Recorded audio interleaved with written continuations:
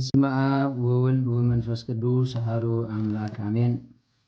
በስመ አብ ወወልድ ወመንፈስ ቅዱስ አሐዱ አምላክ አሜን። በስመ አብ ወወልድ ወመንፈስ ቅዱስ አሐዱ አምላክ አሜን። ይትባረክ እግዚአብሔር አምላክ አበዊነ ለዘአብጽሐነ እስከዛት ሰዓት ስቡሕ ንውእቱ እኩት ንውእቱ ለዓለም ቅዱስ እግዚአብሔር አምላኽና ንስሐ ዘብጽሐና ክብርን ምስጋናን አምልኮ ውዳሴን ለዘላለም ንዕየኹን ነው። እመቤታችን ቅድስት ድንግል ማርያም በአማላጅነት አቂባ በቃል ኪዳና ከብኪባ ነስዓ እዚ ክንበጽሕ ዝረደትና ንዓውን ክብርን ምስጋናን ይብጽሕያ። ሕርያን ቅዱሳን መላእክት ነቢያት ሐዋርያት ጻድቃን ሰማዕት እግዚአብሔር ብዘኽበሮም መጠን ክብርን ምስጋናን ይኹኖም። በረከት ረድኤት ናይ አቡነ ተክለ ሐዋርያት ምስ ኩላትና ህዝበ ክርስቲያን ይኹን አሜን። አቤቱ ናይ ሰራዊት ጌታ እግዚአብሔር አምላኽና ኃጢአትና ኸይራኻ ስጋ ብሰዓዚ የጽናሕካና ንስኻ ኢኻ እሞ ክብርን ምስጋናን አምልኮ ውዳሴን ንዘላለም ንዓኻ ይኹን። ዝተረፈ ግዜናን ሰዓትናን ብቅድስና ተመሊና መታን ክንከይድ ንሐዋርያት ጸጋ መንፈስ ቅዱስካ ከም ዝሰደድካ ንዓና ድማ ጸጋ መንፈስ ቅዱስካ ስደደልና። ምህረት ህልና አቁራሪተ መዓት ሰአሊተ ምህረት ቅድስት ድንግል ማርያም አዴና ናይ ወትሩ ጸሎትክን በረኸትክን አይፈለየና።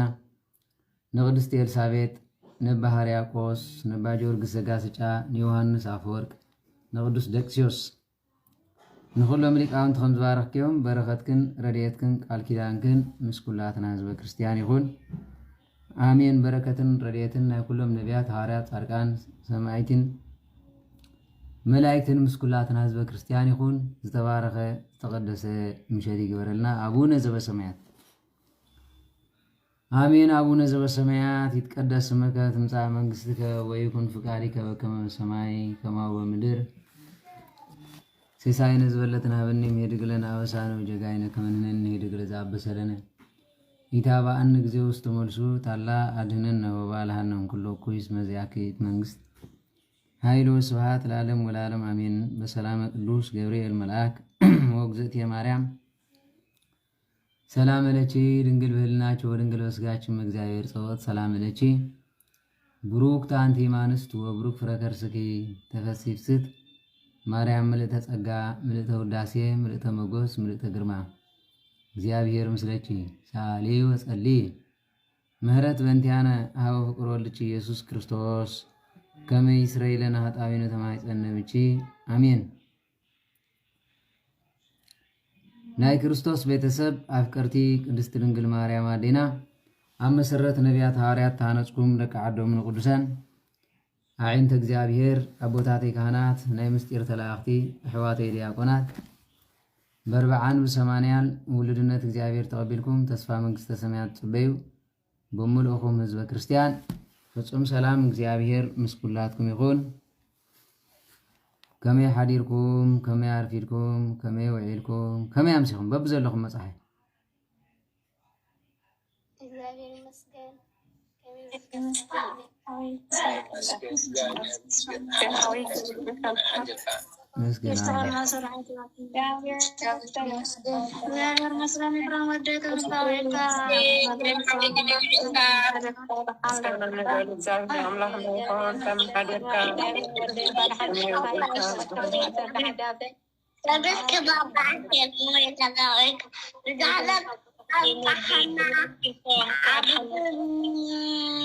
ولدك أذكرني أي ترسل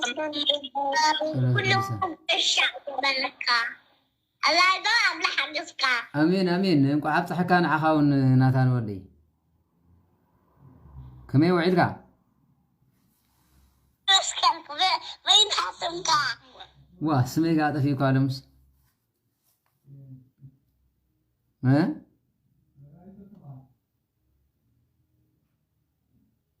ወላ ስምዲ ተጣፊዩ ናታን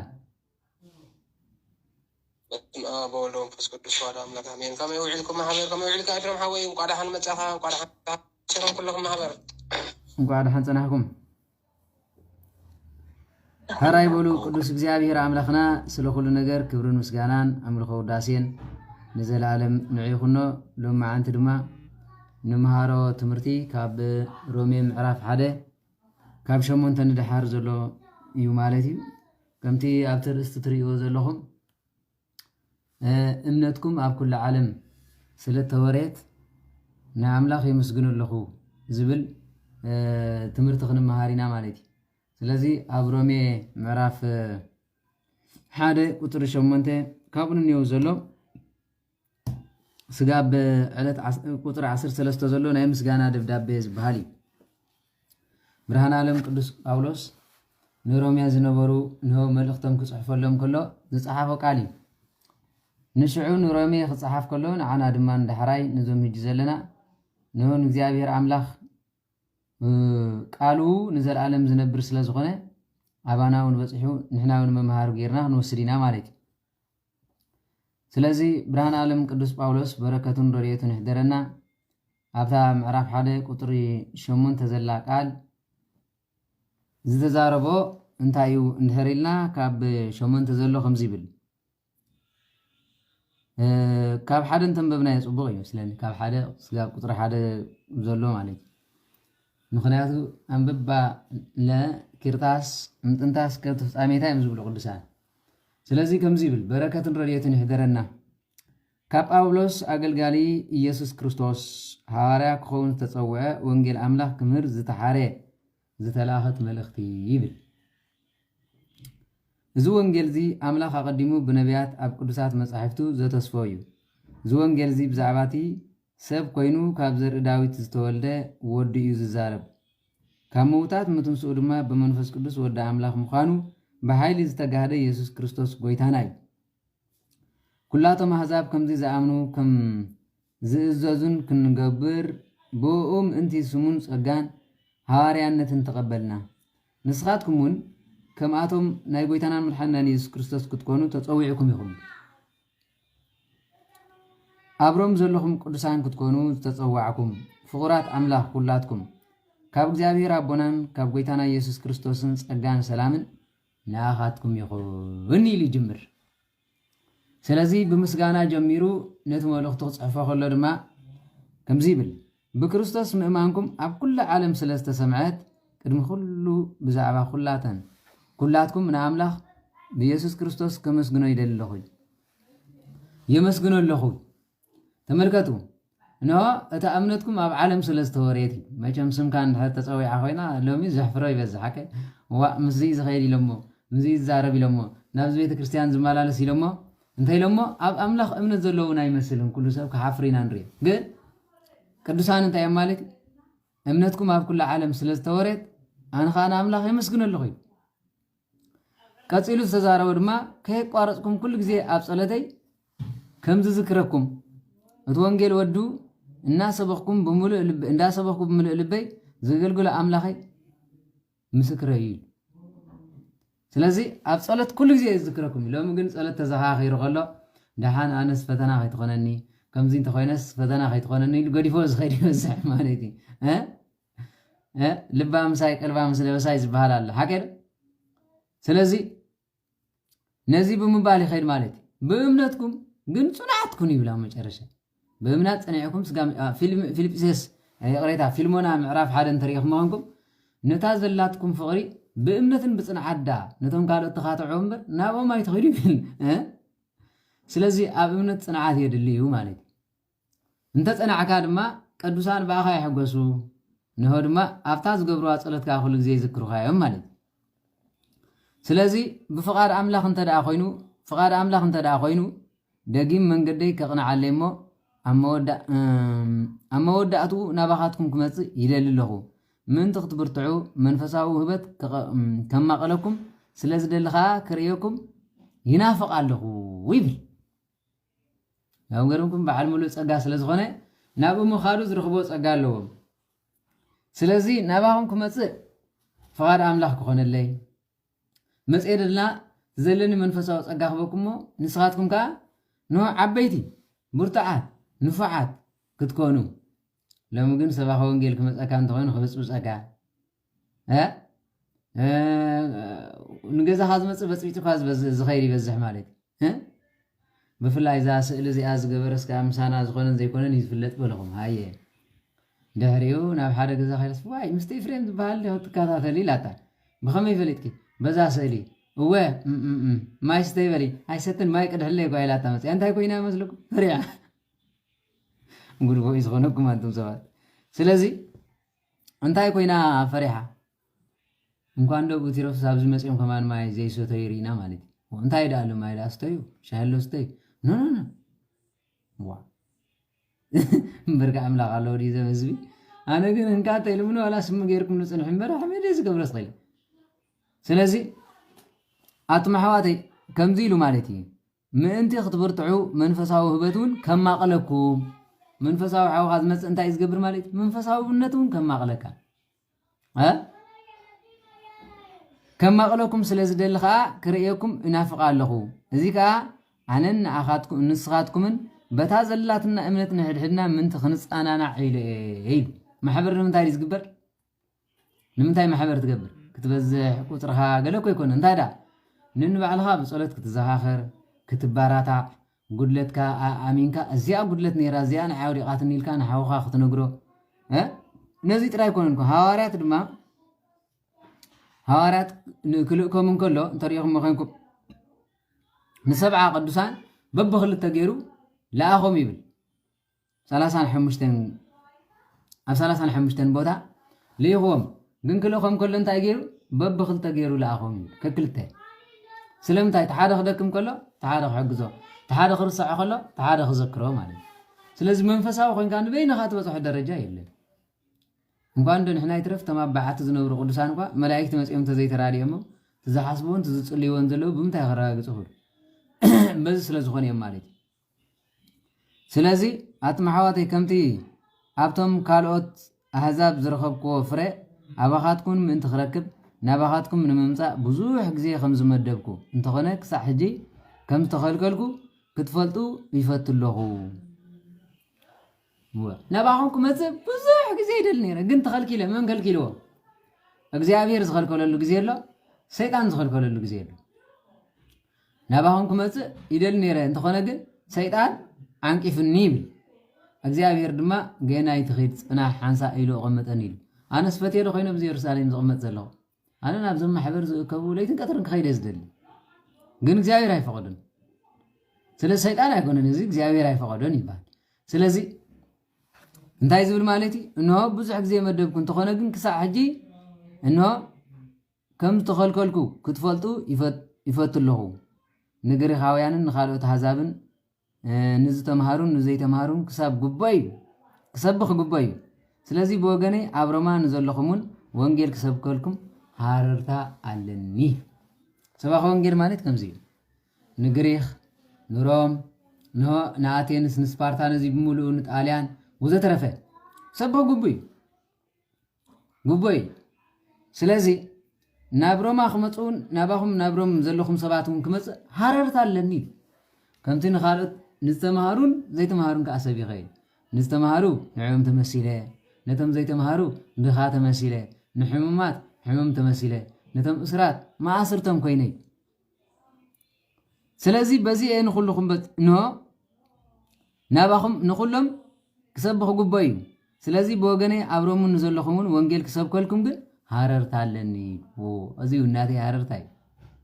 ኣብ ኢየሩሳሌም ጥራይ ተቐሚጥካ ኮፍ ኢልካ ትነብር ዝመስሎም ሰባት ኣለዉ ሓቀል ናብ ዝያዳ ዘይመፅእ ወረ ወዳ ሓወይ ክመፀከ ኣሜሪካ ክመፅእ ካናዳ ክመፅእ ኣውስትራልያ ክንመፂና ቻይና ክንከይድ ኢና እዚ እጅ ትነዕቆ ዘለኹም መስቀል ኣብኡ ምስ ከደ ብዙሕ ተኣምር ምስ ገበረ ሰባት ክምለሱ እዩ ስለዚ እግዚኣብሔር ኣምላኽ ፈቒድዎ ንሕና ከዓ ነዚኣ ትመስል ሃዋርያዊት መንገዲ ኢና ክንከይድ እንደሊ ማለት እዩ ስለዚ ሎሚ ተምፅኦ ሕተሎ ኢየሱስ ክርስቶስ እንሆ ከምዚ ዝብል ኣብ መፅሓፍ እንተረኺብኩም ለይ ዝብሉ ኣለዉ ኣፍልጦ ዘይብሉ ሰብ ኩሉ ግዜ ትፈልጡ ኣብ መፅሓፍ ቅዱስ እንተረኺብካ ኢሉ ዝሓትት ማለት ኣብ መፅሓፍ ዘይተፃሓፈ ነገር ኣብ ዓለም የለን ወይ ብምሳሌ ተፃሒፍሎ ወይ ንኣምላኽነቱ ዝገልፅ ተፃሒፍሎ ወይ ቃል ብቃል ተፃሒፍሎ ግን ኣንቢቡ ዝወድኦ ተረዲኡ ድማ ዝገለፀ ይመስል ኣብ መፅሓፍ ቅዱስ ዶ ተምፅለይ ይብሉ ኣነ ከምዚ ዝብል ሰብ እንድሕር ኮይኑ ንኣብነት ሓንቲ ለቑማፅ ጓል ኣብ ዘምፃኹማ ነይራ በቀዳማይ እውን ደጊምኩማ ነይርኩም ኢየሱስ ቅድስቲ ድንግል ማርያም ኣደ ኣምላኽ ኣይትበሃልን እያ ኣብ መጽሓፍ ቅዱስ ከምኡ ዝብል እንተረኺብኩም ለይ ኣምፀለ ኢላ እሞ ኢየሱስ ክርስቶስ ኣምላኽ ድዩ እንተኢልኩም ኣብ ወቅት ብለኩም እያ እንታይ ጠቕሲ ምዕራፍ ክደልያ ትኸውን የለን ማለት ኣይኮነን ኣሎ ግን እንድሕር ኢየሱስ ክርስቶስ ኣምላኽ ኮይኑ ንስኻ ኣዲ እንድሕር ኮይና ኣዲ ኣምላኽ ምባል እንታይ ይኸብድ ነገር ሃልይዎ እዩ ንምንታይ ምዃኑ ትፈልጡ ስለዚ ኣነ ካብ ሰማይ ዝወረድኩ ሕብስቲ እየ ዝብል ፅሑፍ ኣሎ ናይ ንስጥሮስ ሰዓብቲ ዝነበሩ ብድሕሪ ዝነበሩ ኢየሱስ ክርስቶስ ካብ ሰማይ ዝወረደ ስጋ እዩ ኢሎም ስለ ዝኣምኑ ፕሮቴስታንት ድማ ከምኡ እዮም ተሃድሶውን ከምኡ እዩ ኣብ ተሃድሶውን ከምኡ ዝገበረሉ ሓቂዶም ንሶም ጥራሕ ከይኮኑን ኣብ ተሃድሶውን ከምኡ ዝገበረሉ ኢየሱስ ቅድስቲ ድንግል ማርያም ኖ ከምዚኣ ዝብል ፅሑፍ እንተረኺብኩም ለይ ዝብል ኣሎ ንሶም ጥራሕ ኣይኮኑን ስለዚ ተሃድሶን ንሶምን ካብ ሓንቲ ጻሕሊ ዝተሰርሑ ስለ ዝኾኑ ብነብሱ ኣብ ኢየሱስ ክርስቶስ እዮም ዝኣምኑ ገሊኹም ድማ ክትምህሩ ከለኹም ተሃድሶን ናትናን ፍልልይ እንታይ ኣለና እንታይ ክርክብ ኣለና ኣነ ሓደ ግዜ እዞም ፍልልይ ምስ ካቶሊክ ፍልልይ ምስ ፕሮቴስታንት ፍልልይ ኢልኩም ትምህሩ ርክብ የብልናን ንምዃኑ ዘራኽብ የብልናን ብዓብዪ ብኣምላኽ ኢና ንፈላለ በአምላክ ተተፈላለይኻ በእምነት ተፈላለይኻ ኣለኻ ማለት ስለዚህ ናበይ ናበይኹም ክተምፅዎ ንሶም ኢየሱስ ክርስቶስ ወዲ ቅድስቲ ድንግል ማርያም ምዃኑ ኣያምኑን እዮም ገሊኦም ድማ ኢየሱስ ክርስቶስ ብስጋ ካብ ኣዳም ዘርኢ ዘለዎ ሓረግ ኣይተወልደን ይብሉ ኣለዉ እዚኦም ብምልኦም ሰይጣን ግን ከም ኢሉ ኣንስ ኣምን ከም ህያው ወልደ እግዚአብሔር አንተ ቅዱስ ጴጥሮስ ኢትዮጵያዊ ባኮስ ሰይጣን ዝበለው እዚ ንስኻ ህያው ኣምላኽ ወዲ ኣምላኽ ምዃንካ ፍራቅ ይሃል ዓለም ኩይ ናብዛ ዓለም እዚ ከም ዝመጻኻ ያምን ነዚ ኩሉ ሰበብ ዘምጾ ዘሎ እንታይ ምዃኑ ትፈልጡ ኦርቶዶክስ ዝብል ቃል እዚ ኦርቶዶክስ ዝብል ቃል እቶም ኦርቶዶክስ አለው ኮፕቲክ ኦርቶዶክስ አለው ናትና ኦርቶዶክስ አለው ተዋህዶ ማለት እዩ ናይ ኤርትራን ኢትዮጵያን እንደገና ድማ ግሪክ ኦርቶዶክስ አለው ራሽያን ኦርቶዶክስ አለው እዚኦም ብሙሉኦም ኦርቶዶክስ ዝብል እና ቴዎሎጂካል ኔም ቴዎሎጂካል እምበር መጽሐፍ ቅዱሳዊ ይኮነን ንዑ ሕቢሮም ጸንሖም ዘይኩላትና ተዋህዶ ኢና ዘይኩላትና ኦርቶዶክስ ኢና ኢሎም ጴንጦውን ኦርቶ ጴንጦስ ባህሉን አለው ማለት ነዚ ሁሉ ዛስም ዚያ ዓቢላ ስለዝመፀታ መጨረሻታ ተዋህዶ ትብል ስም ወጽያ ልብ በሉ ማንም ቀሺ ማንም ትምህርት ሰንበት ኦርቶዶክስ ኢና እምበር ተዋህዶ ኢና ዝብል ወላ ሓደ የለን እዞም 318 ስለ ተዋህዶ ይኮኑን ተኻትዮም ስለ ይቅሬታ ስለ ኦርቶዶክስ አይኮኑን ተኻትዮም ስለ ተዋህዶ ወልድ ዋህድ እግዚአብሔር ሰብ ምዃኑ ካብ ቅድስት ድንግል ማርያም መውላዱ ምንጹህ ድንግልና ንሆ ድማ ሰለስተ ስም ሰለስተ አካል ሓደ ባህሪ ሓደ ስልጣን ሓደ መለኮት ኢሎም ዳሎም ሃይማኖት ጸሪዕ ማምጽየምልና እምበር ተኺሉ ዝመጸ ኢሎም ኣይኮንና ንሕና ኣብዚ ኩሉም ክትንቀቕሉለኩም እንታይ ሃይማኖት ካ ተባሂሉ ተዋህዶ ኦርቶዶክስ ይዝባል ኦርቶዶክስ እንተይልኩም ነዚ ዘምጾ ሕብረት እዚ ኩሉ ሽግር ዝመጽእ ዘሎ ማለት ናትና እምነት ኢትዮጵያዊ ስሉብ ምዕራፍ 8 ተሪኹሞ ካብ 29 ናት ሒስካ ዘሎ ኣነ እንደገና ፊልጶስ ናብ ጎይታ ክመጽእ ከሎ ስኻ ህያው ኣምላኽ ወዲ ኣምላኽ ምዃንካ ይኣምን ቅዱስ ጴጥሮስ ህያው ኣምላኽ ወዲ ኣምላኽ ምዃንካ ይኣምን ተዋህዶ ዝገልጽ ዝምሉ አንሳ ኣምን ከመ ክርስቶስ ወልደ እግዚአብሔር አንተ ንስኻ ክርስቶስ ወዲ ኣምላኽ ምዃንካ ያምን ሰይጣኑን ንስኻ ወዲ ኣምላኽ ግዜኡ ከይኣኸለ ዶ ክተጥፈና መጽኻ እዚኦም ብሙሉ ንተዋህዶ ዝገልጽ ቃላት ሎሚ ግን መሸፈን ቃል ኣምጽኦም ድሕሪ ሕብረት ገይሮማ ተዓሪቕና ኢሎም ስለ ዘምጹ መጨረሽታ ነዚ ኩሉ ቃል ዘምጹ ዘለው ስለ ዝኾኑ ተጠንቀቑ ግደፎ ኣብ ቅዱሳን ፍልል ያለና ገለለና ይትበሉ ንምዃኑ ኣብ ክርስቶስ እንድሕር ተፈላለኻ ሰይጣንን መልኣኽን ኮይንካ ኣለኻ ማለት ስለዚ እቶም ከምኡ ትምህሩ ዘለኹም ሰባት ከተቀራርቡና እንተደሊኹም ክኢሉም ሰብም ቅረቡ ስኹም እምበር ንሓና ብእምነት የብልናን ሰብ ምዃንና ጥራይ ምስ ካብ ተዋህዶ ወፃእ ዘለዉ ኩሎም ሓደ ሙስሊም በሉ ካቶሊክ በሉ ፕሮቴስታንት በሉ ንዓና ኩሎም ሓደ ኩሎም ከሓት እዮም እንታይ ይራኽበና እንተኮይኑ መልክዖም ናይ ሰብ እዩ ቅርጾም ናይ ሰብ እዩ ስግኦም ናይ ሰብ እዩ ብተፈጥሮ ጥራይና ንረኸብ ላትሴት ብተፈጥሮ ጥራይና ሰብዮም ሰቢና ኣብ እምነትና ግን ንሶም ንኣምላኽ ይኣምኑ ንሕና ንኣምላኽ ንኣምንና ንኣምላኽ ዘይኣምኑ ምዃኖም ወንሓንትኮ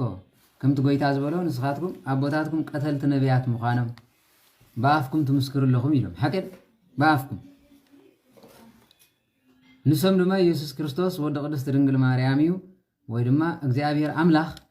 ወዲ ቅድስት ድንግል ማርያም ዝብል መጽሐፍ ቅዱስ አምጽልና ዝብል እንተኾይኖም ንኢየሱስ ክርስቶስ ከም አምላኽ ኣይኣምንዎን እዮም ንሕር ዘይኣሚኖሞ እንታይ ርክባለና እዩ ስለዚ ካቶሊክ ንሳያ ፕሮቴስታንት ንሳያ እምነቶም እንደገና ድማ ተሃድሶ ዝበሃሉ እዚኦም ኩሎም ሓደ እዮም ስሞም ጥራይ ተቀያዩ ማለት እንታይ ዝበሃል እዚ ዋተር ሜሎን ንብለና አለ ሓቀዶ ዋተር ሜሎን በዛ ዓዲ እንታይ ዝበሃል ኣባትያኽ ይበሃል ኣብ ዓድና ኸ ብርጭቕ ይበሃል ብርጭቕ ኣባትያኽ ዋተር ሜሎን ስም ጥራይ ተቀያይሩ እምበር ኩላ እንታይ ማለት ብርጭቕ ድንሽ ተባሂሉሎ ፔቶቶ ተባሂሉሎ ባጣጣ ንሕር ተባሂሉ ኮይኑ ብኻልእ ቋንቋ እዚ ተወዲ ኢሎ ማለት ተፖኻ ድማ ይብሎ ዘም ዓዲ ማለት ስለዚ ተፖኻ ድማ ማለት ኣብ ውሽጢ ሓመድ ዝበቁል ተኽሊ ማለት ስለዚ እዚ ብምሉእ እንታይ ማለት ድንሽ እዩ ፕሮቴስታንት ኸ ጀሆባዊት ነስበሉ መናፍቃን እውን እኮ ይበሃል እዚኦም ከሓትዮም ዝበሃል ማለት ስለዚ ስም እንተቀየሩ ጀሆባዊት ነስ 7 days ሓድሽ ወንጌል ሓድሽ ኣማኒ ክርስቶስ ብልቢ ተሃድሶ ሃረጥቃ እዚ ብምሉእ ናይ ስም ለውጢ ዘሎ እምበር ከምዚ ናይ ኣሜሪካ ፖሊሲ ኣብ ኣሜሪካ ፕሬዚደንት ዝቕየር እምበር ሕጊ ይቕየር ንሓቀዶ ፖሊሲ ታዘላ ኢኻ ክትፍፅማ ኣብ ማሕላ ኢኻ ተኣትዋ ማለት ስለዚ ትቕይሮ ወላ ሓንቲ ነገር የለን ፕሬዚደንት ኮንክ ከምኦም ዝብሉ ቶም ዝብሉ ዘሰይም ካብዚ ናይ ንስጥሮስ ትምህርቲ ከማ ኢላላ ናይ መቅዶኒዮስ ትምህርቲ ከማ ኢላላ ናይ ሰምሳጢ ትምህርቲ ከማ ኢላላ ወዘተረፈ ስለዚ እዚኦም ኩሎም ሓደ እዮም ስለዚ ከምዚ ኢሎም መጽሓፍ ቅዱስ ክትምልሱ እንታይ ዋላ መጽሓፍ ቅዱስ ዘይብሉ ንፕሮቴስታንታይ መጽሓፍ ቅዱስ የድልዮም ዋላ ሓንቲ ወይ መጽሓፍ ዘየድልዮም ዋላ ነዞም ተሃድሶ መጽሓፍ ምክርኻር ዘድሊ ኮንሱ ኢሉ መጽሓፍ ክግንፅል ከውዕል ተኮይኑ እምበር እንታይ ልካ ኢኻ ክትከራኸሮ እመቤታችን ቅድስት ድንግል ማርያም ኣደ ኣምላኽ ኣይትበሃል እንተኢልኳ ኢየሱስ ክርስቶስ ኣምላኽ ኣይኮነን እዩ ዝብለካ ዘሎ ነና ኢየሱስ ዳሉ በኢየሱስ ስም ዝክብል ዝውዕል ዘሎ ማለት ኢየሱስ ጌታ እዩ ዝብሎ ዘሎ ዳ ናይ ምንታይ ኢየሱስ ክርስቶስ ኣምላኽ ዲ እንተኢልካ እወ እንተኢልኳ ኣዲ ዲያ እወ ማኣደ ኣምላኽ ምባል እንታይ ከብዳ ተተልካ ኣይኣምን ምክንያት ኣምላኽ ኣይኮነን እዩ ዝብለካ ዘሎ ስለዚ እንታይ ዝብል ኣነ ካብ ሰማይ ዝወረድኩ ሕብስቲ እየ ዝብል ስለ ዘሎ ኢየሱስ ክርስቶስ ካብ ሰማይ ዝወረደ ሕብስቲ ይኽብሉ ከለዉ ልክዕ ከምዚ ቁርኣን ወሪዱ ዝብልዎ ንስኻ ወሪዱ ኢሎም ዛረብዎ ዘለዉ ካብ ሰማይ ዝወረደ ሕብስቲ እዩ ዝተባሃለ ድማ ካብ ሰማይ ክወርድ እንከሎ ጎይታናን መድሓኒና ኢየሱስ ክርስቶስ ብብስራተ መልኣኽ ክዓልብ ከሎ ኣብ ማህፀን ቅድስቲ ድንግል ማርያም ካብ ማህፀን ቅድስቲ ድንግል ማርያም ክወፅእ ከሎ ኣብ መብልዕ ማል ኣብኡ ዳሉ ተቐሚጡ ድሕሪ ድማ ሕብስቲ ኮይኑ ክፍተት ከሎ ኣብ ቀራንዮ መስቀል እምበር ኣምፃ ኣቢልካ መፅእ ኢሉ ኮፍ ኢሉ ብልዕኒ ዝበለ ኣምላኽ የለን ከምቲ ተኾኑ ነይሩ እዮም መኑ ፕሮቴስታንት ነዛ ቃል እዚኣ ቃል ብቃል ኢና ንኣምን ተዝብሉና ኖ ኢየሱስ ክርስቶስ ካብ ሰማይ ዝወረድኩ ሕብስቲ እየ ኢልና ኢሎም ሰብ ብኣካሉ ስጋ ምበልዑ ማለት ንሕር ከምኡ ኮይኑ ዝወረደ ኢየሱስ ክርስቶስ ካብ ሰማይ ዝወረደ ሕብስቲ ኮይኑ ስጋ ዝበልዕ ደመይ ሰቲ ናይ ዘለኣለም ሂወት ኣለዎ ኢሉ ኣሎ እሞ ኣይተቐርቡን ማለት እዩ ንቐርብ ኢና እንተኢሎምኹም መዓስ ዝወረደ በልዎ ተቐርቡ ኢኹም ምቕራብ ኣይፈልጥዎን እዮም ባይዘወይ ግን ምክንያቱ ካብ ሰማይ ዝወረደ ሕብስቲ ኮይኖም ዝኣምኑ ሕብስቲ ዳልዮም ወይኒ እውን ኣዳልዮም ናብ ስጋ ወልዲ እግዚኣብሔር ዝቕይር ጸሎት የብሎምን ስለዚ ይቆርብ እየ እንተኢልኳ ኮይኑ መዓስ ዝወረደ በሎ ኢየሱስ ክርስቶስ ሓንቲ መዓልቲ ይወሪዱ ካልኣይ ይወርድ ሳልሳይ ኣይድ ይብሉ ካበይ ኢኻ ተምፅኡ ሓጋር ይብል ዓረብ ተኾነ ሓጋራት ኢኹም ጠቕላላ ኣሸገርቲ ኢኹም ስለዚ ነዚ እዩ በዚ ዝመፀ ትምህርቲ እዩ እምበር ሕራይ ብርሃን ዓለም ቅዱስ ጳውሎስ ነታ እምነት ክብል እንከሎ እምነት መሰረቱ ካብ ምንታይ እዩ እምነት ካብ ወለድኻ ትቕበሎ ዶ ገለገለ ሰባት እንታይ እዮም ዝብሉ ኖ ክርስትና ወይ ድማ እምነት እግዚአብሔር ኣምላኽ ኣማፃፅኡ ሰለስተ ነገር ይፃውዑ ማለት ሓደ ብወለድኻ እዩ በቲ ካልኣይ ድማ ስሉብነት እዩ ስሉብነት ከዓ ኣክልተ ፈልይዎ ኣሎ ካብ ማህፀና ኣዶዮም ተመርፁ ኣለዉ ብሰብ ድማ ዝተሰልቡ ኣለዉ እዚ ሕጂ ፃውዒት ናይ እግዚኣብሔር እዩ ስለዚ ካብ ነቢያታት ሒዙ ስጋብ ሃዋርያት ዝነበረ እዚ ገሊኦም ጎይታ ተወሊዱ ተባሂሎም ክነግዱ ዝመፁ ኣለዉ ገሊኦም ጎይታ ምስ ወለደ ሰዓበኒ ዝበልሎ ገሊኦም ድማ ካብ እግርኻ ይተርፍን ዝበልሎ ማለት እዩ ክርደኩም ዘሎ ኣብ ነቢያት እውን ከምኡ ነይሩ ከም በዓል ኤርምያስ ክንሪኦም ከለና ካብ ማህፀና ደም ተመርፅዮም ከም በዓል ኢሳያስ ተመሰሉ ኣገልግልን ክበሃል ከሎ ኢና ንሪኦ ከም በዓል ኤልሳዕ ዝመሰሉ ከዓ ካብ እግርኻ ይተርፍኔ ኢሎም ንኤልሳዕ ሪኦም ክመፁ ክትሪኦም ስለዚ ስልቡነት እግዚአብሔር ኣምላኽ ማለት እዚ ስለዚ ፃውዒት እግዚአብሔር ዝበሃል እዚ እዩ ኣፃዋውዐን ድሕር ዘይትፈልጥ ኮንካ ተፃውዒት እግዚአብሔር ኣምላኽ በየን ምዃኑ ክርደና ኣይክእልን እዩ ማለት እዩ ንገሊኦም ኣባጊዖም እንዳሓለዉ ከለዉ ንዑ ዝበሎም ኣለዉ ንገሊኦም ኣቀረፅ ከለዉ ንገሊኦም ዓሳ እንዳገፈፉ ብኣካለ ስጋ ከለዉ ስለምንታይ ግን ኣብ ስራሖም ዝነበረ እዩ ንዑ ዘድልይዎ እውን ንሰሚዖም ስለዚ ኣብ ፕሮቴስታንት ግን እግዚአብሔር ኣምላኽ ፀዊዕዎም ንክትብሎም እንኳ ሸገርቲ እዮም ምክንያቱ እንዳ ቁማር እንዳ ቢልያርዶ እንዳ ሓሽሽ ገለ ዝነበረ እዩ ዝኸይድ ፓስተር ኮይነ ይብላ ሽዑ መፅሓፍ ቅዱስ ከምዚ የለን ይብለካ ምክንያቱ ቀይዲ በተኺ ሕጊ የብሉ ኣፀዋውዓ ክርስቶስ እውን ኣይፈልጥን እዩ ማለት እዩ ኣይፅውዕካን ኣይኮነን ማርያም መግደላዊት ክፅዋዕ ከላ ብውሽጣ ኩሉ ግዜ ንኣምላኽ ትደሊ ነይራ ስጋኣ ሰኒፋ ግን ብዙም እትወድቕ ነይራ ሓንቲ መዓልቲ ምስከረት ግን ኣይተመልሰት ስለዚ በዚኡ ማለት እዩ ኣብ ቀዳማይ ቆሮንቶስ ምዕራፍ 1 ካብ 4 ስጋብ 6 ዘሎ ቃል ከምዚ ይብል ማለት እዩ ኣነ ከምቲ ምስክር ክርስቶስ ኣባኻትኩም ዝፀንዐ ስለቲ ብክርስቶስ ጎይታና ኢየሱስ ክርስቶስ ተዋህበኩም ጸጋ ኣምላኽ ብኩሉ ቃልን ብኩሉ ፍልጠትን ብኩሉ ብኡ ስለዚ ዝሃብቶምኩም ኩሉ ሳዕ ብዛዕባኻትኩም ንኣምላኽ የመስግን ኣለኹ ኣብ ቆሮንቶስ ዝነበሩ ሰባት ብኩሉ መንፈስ ቅዱስ ሃብቲሞም ስለ ዝረኣዮም ብኣኻትኩም ከዓ ይሕጎስ ኣለኹ ሓደ ሰባኺ ዝሕጎሰሉ ዘመን ኣሎ ማስ ምዃኑ ትፈልጡ ነቶም ዝመሃሮም ነቶም ንሆ ኣጀኹም ዝብሎም ዝነበረ ለውጥ እንተርእየሎም ቅዱሳን ኣቦታትና እንታይ ይብል ንመንግስተ ሰማያት ኣፍ ደጋኣን ጽድቃን ኣብ ምድሪ ከለኻ ኢኻ ትፈልጣ ይብሉ ከመይ እንድሕር ተባሂሉ ሓደ ብሰናይ ግብርኻ ብዙሓት ሰባት ከመስግኑኻ ከለዉ ካልኣይ በቲ ሰናይ ግብርኻ ብዙሓት ሰባት ክምለሱ ከለዉ ሳልሳይ እንሆ በቲ ሰናይ ግብሪ ዝመሃርካዮም ንሰሙን መምህራን ኮይኖም ንኸምኦም ዘስህሉ ኣሕዋት ተስዒቦም በዚ ስለ ዝኾነ ንሆን እግዚኣብሔር ኣምላኽ ዘመስግን ንሱ እዩ ወላዲ ዝሕጎስ ማእሲ እንድሕር ተባሂሉ ውሉዱ ወሊዶም ዘሚዶም እንተርእይዎም ስለዚ በትሰርሕዎ ዕዮ ከዓ ዝሕጎስ ኣይሰኣልኒ ማለት ዝያዳ ግን ንወላዲ ዝሕጉሶ እንታይ ማለት እዩ ውላድካ ስለዚ በ ስለ ዝኾነ ብርሃን ዓለም ቅዱስ ጳውሎስ ንቆሮንጦስ ዝነበሩ ምሂሩ ምስ ከደ ብድሕሪ ሰምዖም ከምዚ በፂሖም ክብሎ ከለዉ ኣዝዩ ተሓጒሱ ማለት እዩ ስለዚ ኣነ ከምቲ ምስክርነት ክርስቶስ ኣባኻትኩም ዝፀንዐ ስለቲ ብክርስቶስ ጎይታና ኢየሱስ ክርስቶስ ስለቲ ብክርስቶስ ኢየሱስ እተዋሃበኩም ጸጋ ኣምላኽ ብኩሉ ቃልን ብኩሉ ፍልጠትን ብቃል ጥራይ ኣይኮነን ብፍልጠት ኩላን ብኩሉ ብኡ ስለ ዝሃብቶምኩም ሃብቲ እግዚኣብሔር ሃብቲ መንፈስ ቅዱስ ስለ ዝተወስኸኩም ኩሉ ሰዓብ ብዛዕባኻትኩም ንኣምላኽ የመስግኑ ኣለኹ ኢሉ ቀፂሉ ድማ ንኤፌሶን ዝነበሩ ክልኦ ከሎም ከለኻ ኤፌሶን ምዕራፍ 1 ቁፅሪ 16 ከምዚ ይብል ብፀሎተይ እናዘከርኩኹም ከየብኮርኩ ስለይኹም የመስግን ኣለኹ ኣብ ኤፌሶን ዝነበሩ ብጣዕሚ ኣሸገርቲ እዮም ናይ ኣየር ኣጋንንቲ ዝበሃል ዝነበሮም እዮም ምዕራፍ 2 እንተሪኢኹም ኮይንኩም ሓለቓ ኣየር ነይሮም ምዕራፍ 6 ተኮይንኩም ድማ ብጣዕሚ የሸግሮም ነይሩ ስለዚ ኣብ መጨረሽታ ሰብ ንሰብ ፀላኢ ስለ ዝመሰሎ ስጋ ምባእስ ይበፅሑ ነይሮም ወላቶም ምስ ብርሃን ዓለም ቅዱስ ጳውሎስ ነበረ 10 ግዜ ከም ዝብሉና ዝየመን እዮም ንሱ ግን እንታይ ኢሎ ንሆ ውግእና ምስ ስጋ እንደምን ኣይኮነን ምስ ህልቅነትን ገዛእቲ ዝዓለምን ምስ ርኩሳት መናፍስቲ ሓለቓ ኣየር ጋኔን እዩ ስለዚ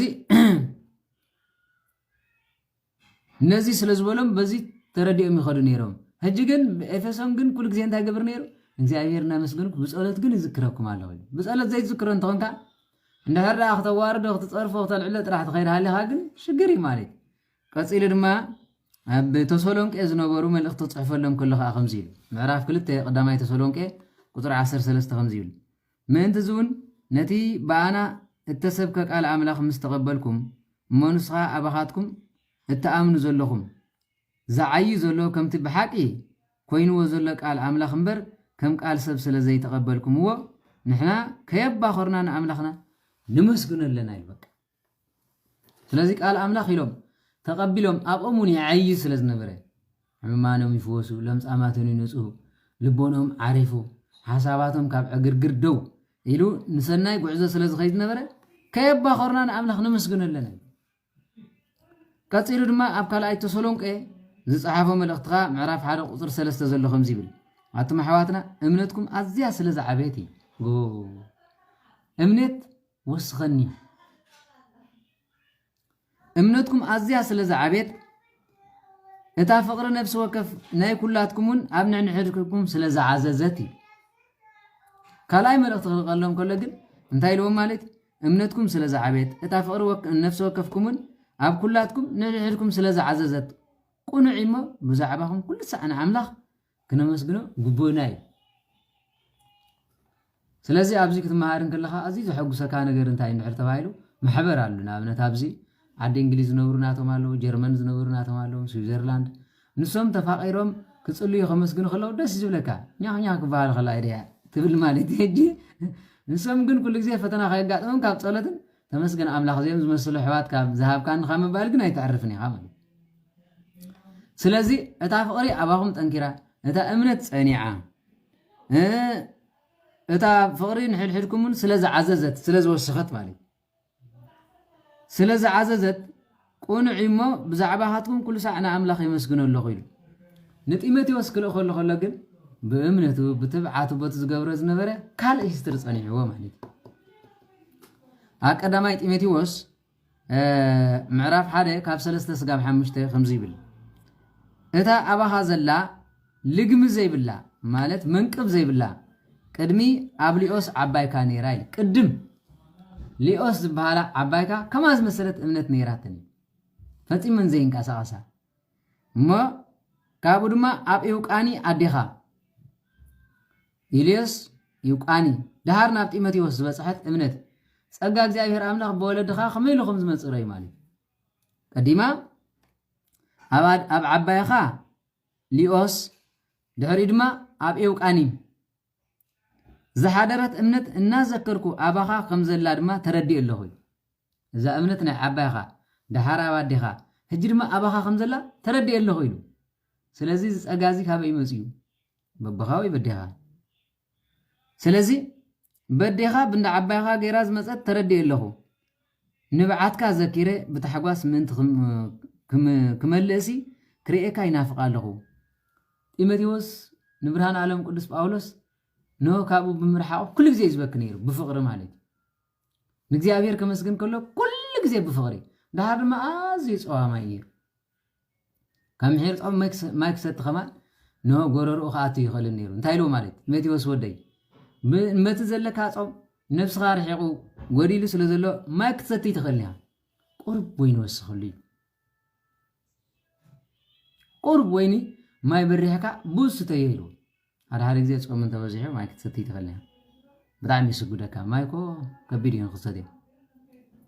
سلزين تايل مالتي دهريو كريه كاينا فقاله بصلتي ليتن معلتن كيف كركو نذكركو نتي كابوتاتي جميرو بنص حلنا زغلغلو زلخو املاخ يمسكن الله انون زامن زي اخغلغلا خلو ببوتاتي غير يمصيا خامن كبعليا كو ببينيام غيرا بغيرا امصياتو سلازي انون بخوم يزمسكن زلخو ويل مالتي كاتيرو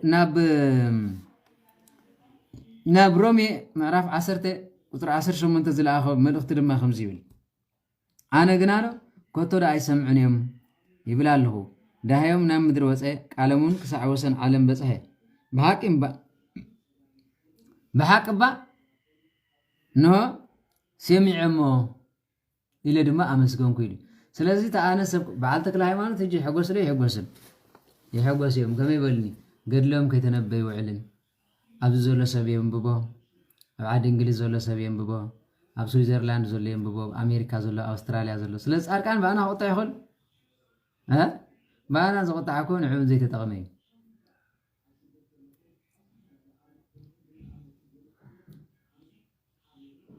سلاز بس سلاز خون انتهي بالمالتي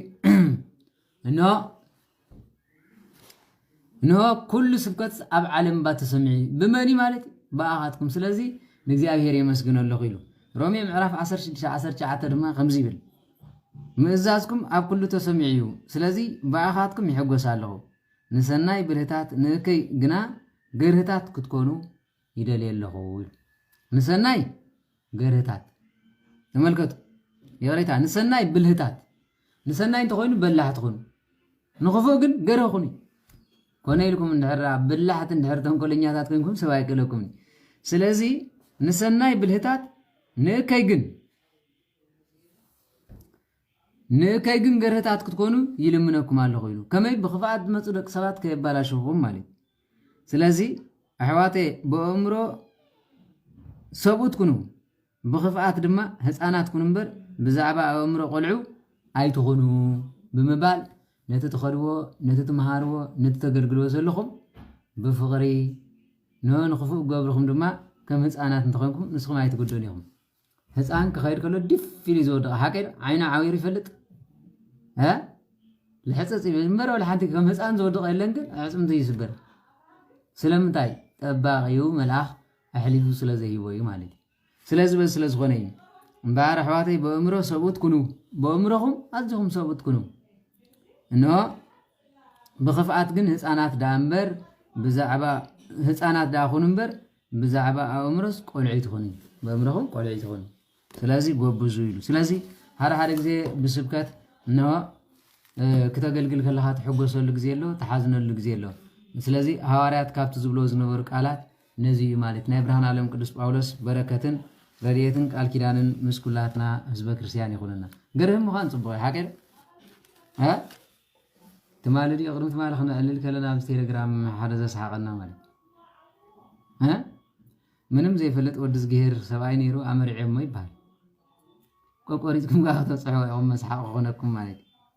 ኣነ ዝገርመን ነገር ክንደይ ቁም ነገር ተማሂሩ ዘይቆረፅኩም ንዕ ቆሪፅኩም ኢኹም ትኸዱ ኣነ ወይ በዚ በለበት ግን ንዑ ክትሰምዒልኩም ምምፃእኹም ስለዘይተርፊ ስለዚ ዝወድኹም ዘይወልደልኩም ዘይተመርዕዎ ኢሎሞም ሓቅኹም ኢኹም ኢሎም ከመርዕዎ ከለዉ ሃብታማት ስለ ዝኾኑ ግን ታዘምፅዋ ጓል ብጣዕሚ መላሕ ነይራ ንስ ወላ ሓንቲ ይብል ንወዲ ዝገይር ቁርብ ዕዝም ዝበለ እዩ ማለት እዩ ኣብ መጨረሻ ተመርዒዩ ሰበይቲ 5 ቆልዑ ወሊዳ ፀፀኒ ሒዘ ሳቐኒ ኮ ዝናትና ዕላልኩ ገርመኒ ማለት ስለዚ ናይ ምድረ ጋዚ ትዕላል ኮ እዚ ድሕሪኡ 5 ቆልዑ ስለ ዝወለደት ናብ ማሕረስ ወፊሩ ክመፅእ ከሎ ኣቦይ ቤት ከመይ ጌርካ ዲ ዝውለድ ኢልዎ ከመይ ጌርካ ዲ ዝውለድ ከመይ ጌርካ ዲኻ እቶም 5 ቆልዑ ወሊድካዮም እንደይ ለይቲ እንታይ ዲኻ ትገብር ኢሎሞ ለይቲ ዳ ንዓ ቀረባ ዘመዳ ወዲ ሓውባ ኣይመፅምሽ ኣነ ካብ መደቀሰይ ኣብ መሬት ይድብ ንሱን ንሳን ካብ ዓራት ይድቅሱ ኢሉ ተመልከቱ ማለት እዩ ሽግር ኮ ይጠቕላለ ከምዚ ዓይነት ግርህና የድልየኩምን ማለት እዩ ኣንታ እንታይ ኢኻ ትብል ተበልዎ መጨረሻ እንታይ ኢልዎም ለይቲ ክኸውን ከሎሲ ንዓ ቀረባ ዘመዳ ኣሎ ጋሻ ስለ ዝኾነ ተሰእሉ ትብለኒ ኣነ መሬት ይድቅስ ንስኻ ምሳብ ዓራት ይድቅስ ኢሎም ስለዚ ተም ቆልዑ ደቂ መን እዮም ማለት ደቂ መን እዮም ደቂ ትጋሻ እምበር ደቂ ጋሻ ስለዚ ሽግር እዩ ማለት እዩ ከምዚ ኮነ እንትግርህና ትበሃልዎ ዘለኹም እንጀኻ እንታይ ክብለኩም ደልየ መብዛሕትኡ ሰብ ኣብዚ ንመናፍቃን ይሰምዕ እሞ ቤተ ክርስቲያን ዝበለቶ ወላ ሓንቲ ሰሚዒ ይፈልጥን ጥቕስን ምዕራፍን ሒዙ ይፀንዕን ኣዴና ኣብዚ ሓውና ይሓትት ኣሎ ቅድስቲ ድንግል ማርያም ኣዴና ሲ ብዘይካ ጎይታናን መድሓኒና ኢየሱስ ክርስቶስ ወሊዳ ድያ እንድሕር ወሊዳ ድያ እንታይ ድንግል ኣቢሉ ይፀዋዓ እያ ወትረ ድንግል ይቲ ንሳ ወትሪ ድንግል እያ ከይወለደት ድንግል እያ ወሊዳውን ድንግል እያ ዝወለደቶ ከዓ ንበኹርን ሕንሳስ ልደን ጎይታናን መድሓኒና ኢየሱስ ክርስቶስ ካልእ ወሊዳ ዝበሃል የለን ስለዚ እንታይም ኮይኖም ዘለው እዚኦም ማለት እዚኦም ከም ዝብሉ ዘለው ልክዕ ከምዚ ምስኪን ወዲ ኣነዋ 5 ቆልዑ ተወሊዶም ከለው ከመይ ጌርካ ዲ ዝውለድ ኢሉ ዝሓተተ ከምኡ ዓይነት ተዋህዶ ኣለኹም ማለት እቶም ፕሮቴስታንት ድማ ብዕራይ ወለደ እዮም ዘውሪ ማለት መነመን ዝበሃሉ ዮሳይ ያዕቆብ ወዘተረፈ ሰብ ደቂ መን ደቂ ዮሴፍ እዮም ስለዚ ብሓንሳእ ስለ ዝዓበዩ ኣሎ ኣሕዋተይ ዝብሎም እምበር እንሆ እመቤታችን ቅድስት ድንግል ማርያም ዘርኢ ሰብኣይ ኣይሓለፋን ሕዝቅኤል እንድሕር ሪኢኹም ኮይንኩም ኣብ ምዕራፍ 44 ዘሎ ዝተዛረቦ እንታይ ማለት እዩ እንሆ ምብራቅ ገጻይ ኣፍ ደገ ረአኹ ንሳ ከዓ ዕፁውቲ ነበረት ብዕፁውታ ኣትዩ ብዕፁውታ ወፃኹ እንሆ ኣምላኽ እግዚኣብሔር ኣምላኽ ማለት እዩ ኣምላኽ ሓያላን ብኣትዩ ወፂ እዩ እሞ ንዘለኣለም ሕትንቲ ኮይና እያ ትነብር እዩ ዝብል እስኪ ስምዑ እንድሕር ከምኡ ኮይኑ ዳ ኣነ ዝገርመን ነገር ኣለ ወንጌል ዮሃንስ ምዕራፍ 19 ጎይታናን መድሓኒናን ኢየሱስ ክርስቶስ ንዮሃንስ እንታይ ክብሎ ከሎ ኢና ንርኢ እንሆ ታዲኻ ንቅድስቲ ድንግል ማርያም ከዓ እንሆ ወድኺ ኢልዋ ወዳ ደቃ እንድሕር ሃልዮማስ ንደቃ ዳ ፀዊዑ እዚ ደቂ ክለው ይብላ እምበር ንዘይወዳ ንዮሃንስ እንታይ ክገብር ወድኺ ኢልዋ ወዲ ዘበዴዎስ ሓቀ ወዲ ዘበዴዎስ ዮሃንስ ወንጌላዊ ኣነ ሓደ ጊዜ ዝገርመን ነገር ተሃልዩ እዚኦም ካብ መን እዮም ተወሊዶም ማለት ካብ መን ተወሊዶም ፕሮቴስታንት ካብ መን እዮም ተወሊዶም ማለት ካብቲ ሓደ እንደበሉ እንታይ ገደሰኩም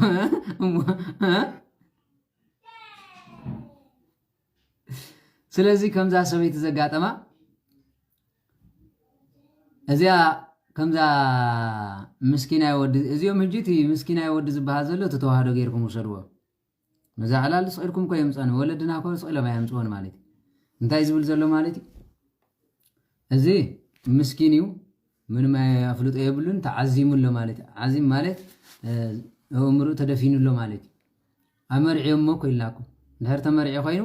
በላሕ ሰበይቲ እያ ተመርዒያት በላሕ ሰበይቲ ግን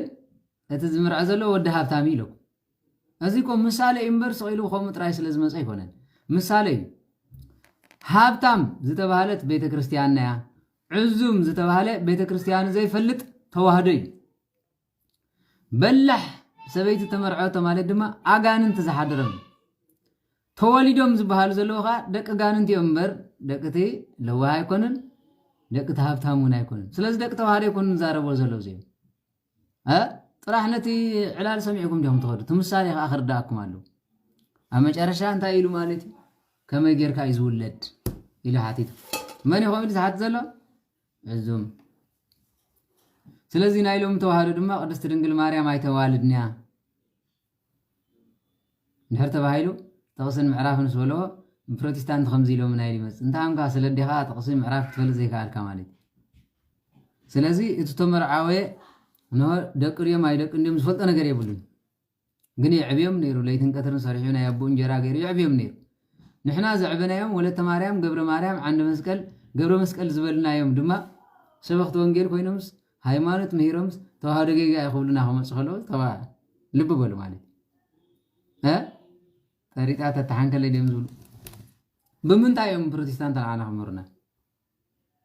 ወይ ትዕቢት ወለ ገለ ከይመስለኩም ግን እቲ መፅሓፍ ምሳና እዩ እቲ ትምህርቲ ናትና እዩ እቲ ክርስቶስ ዝብል ቃል ፅሒፍና ዘፅናሕናዮም ንሳ እዮም ብምንታይ እዮም ንሶም ሕጂ ስለ ክርስቶስ ክምርና ማለት እዩ ስለዚ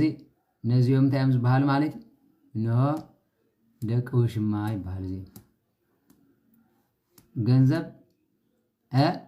ገንዘብ ስርቂ መባኣ ይኣቱን እስኪ በሉ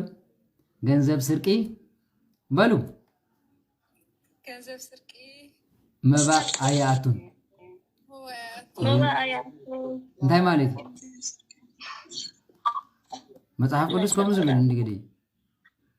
ገንዘብ ስርቂ መባእ ይኸውን ዲ ኣይከውን ገንዘብ ስርቂ መባእ ይኣቱን ማለት ሓደ ብስርቂ ተወልደ ቆልዓ መንግስተ ሰማያት ክኣቱ ብብዙሕ ፈተና ብብዙሕ ተጠሚቑ ዘይኣቱ ይኮነን ግን ኣብ ፈተና ኢኻ ተንብሮ ማለት እዩ ገንዘብ ስርቂ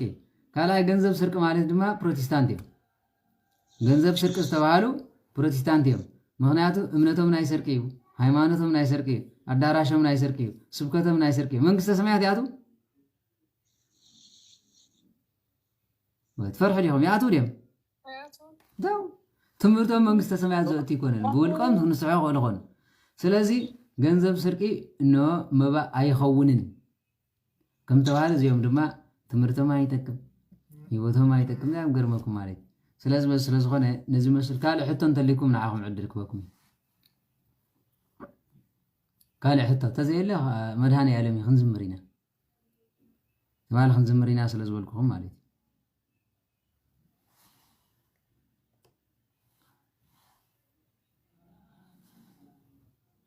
ሕቶ እንተሊኩም ተዘይብልኩም ግድ የለም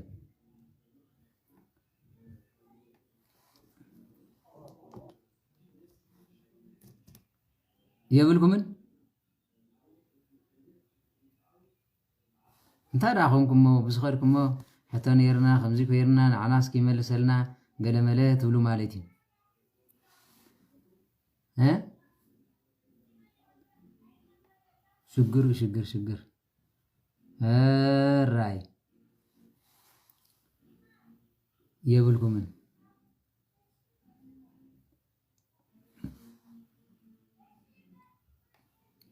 هراي بون نحر زيبلكم كينو تمال خنزم مرينا سلازبلناكم مدهاني عالم سلازخونه يتتمرت حصرابي لمر تمرتي مالي خن مارينا هيوتنا مولينا خن مار እዚ ሚድያ ንኮኔክሽን የሚሎም ደው እንተዘይቢሎም ኣነ ካብቲ ትምህርቲ ስለዘይቋርጽ ብሓንቲ መዓልቲ ተዛሪብካ ብሓንቲ መዓልቲ ድማ ከምዚልካ ዝውዳእ ነገር የለን መንፈሳዊ ኣዝዩ ጥዑም እዩ ማለት ስለዚ እንዳጣዓመካ ክትገድፎ እንደገና ድማ ተመሊስካ እንሆ ክትሰምዖ ዝበለፀ ህይወት ስለዝኾነ ሕተለኒ ትብሉ ተኾንኩም ግን ክትሓቱ ትኽእሉ ኢኹም ማለት እዩ እስኪ ራኪ ዝብል ዘሎ ሕተለኒ ስለትብል ዘላ ንዕኡ كنأتوا تغيري هاتي نتوك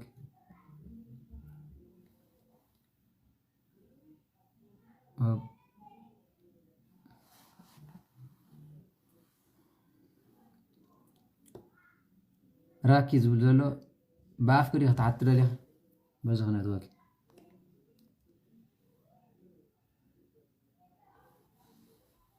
اكتاتي عادتين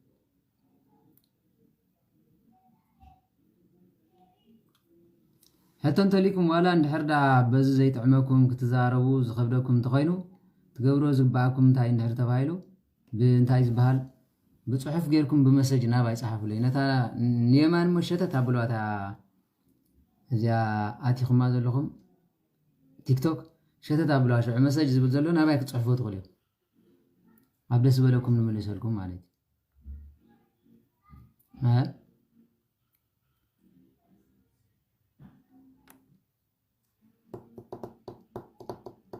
يبلكم من سلازي يبلكم انت اين بالكم كتحطيهم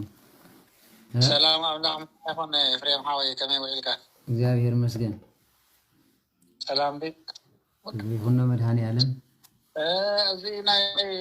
ኩሉ ግዜ ናይ መብርሃን ኩሉ ግዜ ተመስክሮ ብሓቂ ደስ ዘብል ነገር ሎም ኮላ ስማዑኒ ኢልና ኣኻኹም ተውዳሴ ካይኮነካ እምበር በቃ ኩሉ ነገር ክትሪኦ ከለካ እስከም ታዓንቶ ዝለው ነበርካ ምንም የለን በቃ ቁርብ ሰብ አንፈት ስለዘለዎም በነታ አንፈት ይብሉም በቃ ዘለዎ ምንም ተኮነ በቃ ስማዕ ነገር የለን ብሓቂ ተሓዘን ኢኻ ከማን ስለዚህ እስቲ መብርሃን ቅድስት ድንግል ማርያም ምጽላም ወይ ናይ ጎይታና ኢየሱስ ክርስቶስ ምጽላም ቅድሚ ሕጂ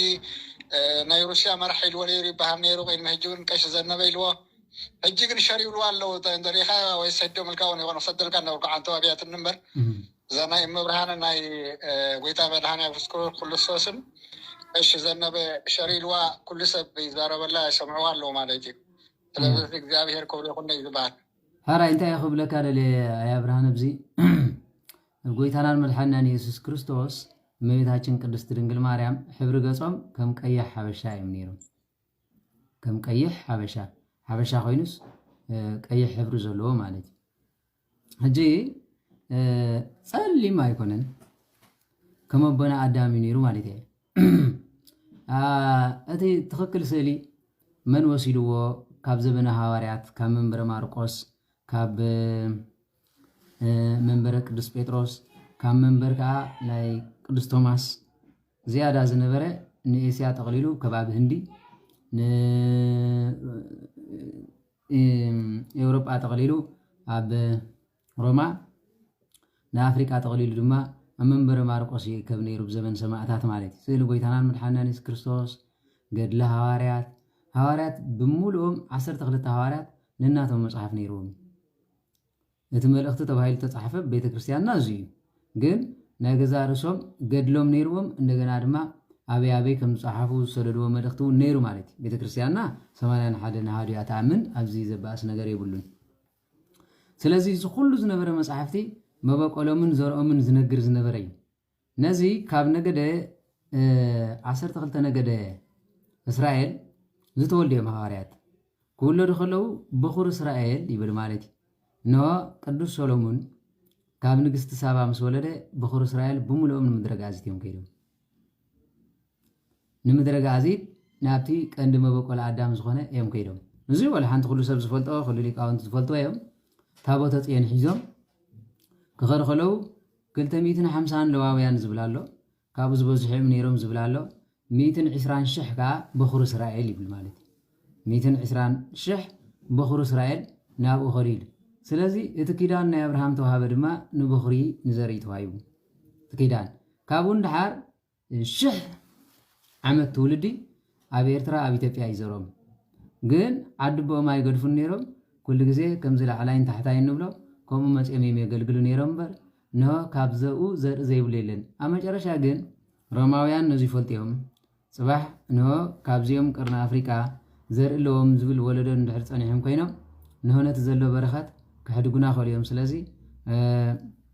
ብዝብል ነቲ ብምሉኡ ዝነበረ ኣይከን ስእሊ ናይ ጎይታናን መድሓኒናን ኢየሱስ ክርስቶስ ስእሊ ሃዋርያት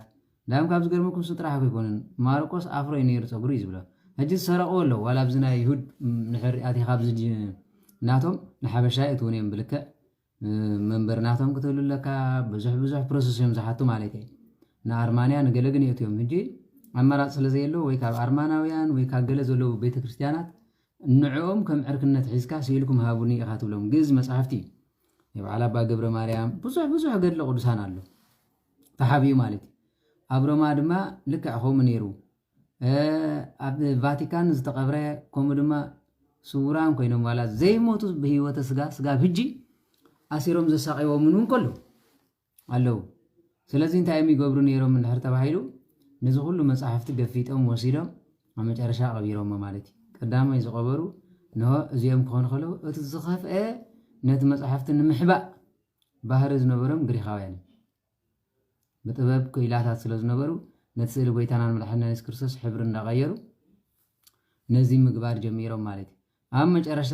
ሕብረት ሶቪየት ስልጣናን ሓይላን ዓብይላ ኣብ ዝነበረ ካብ እስክንድርያ ይተርፍ ካብ ሮማ ይተርፍ ብምሉእ ቀንጢጣ ወሲዳትያ ኣብ መጨረሻ ሞስኮ ከዓ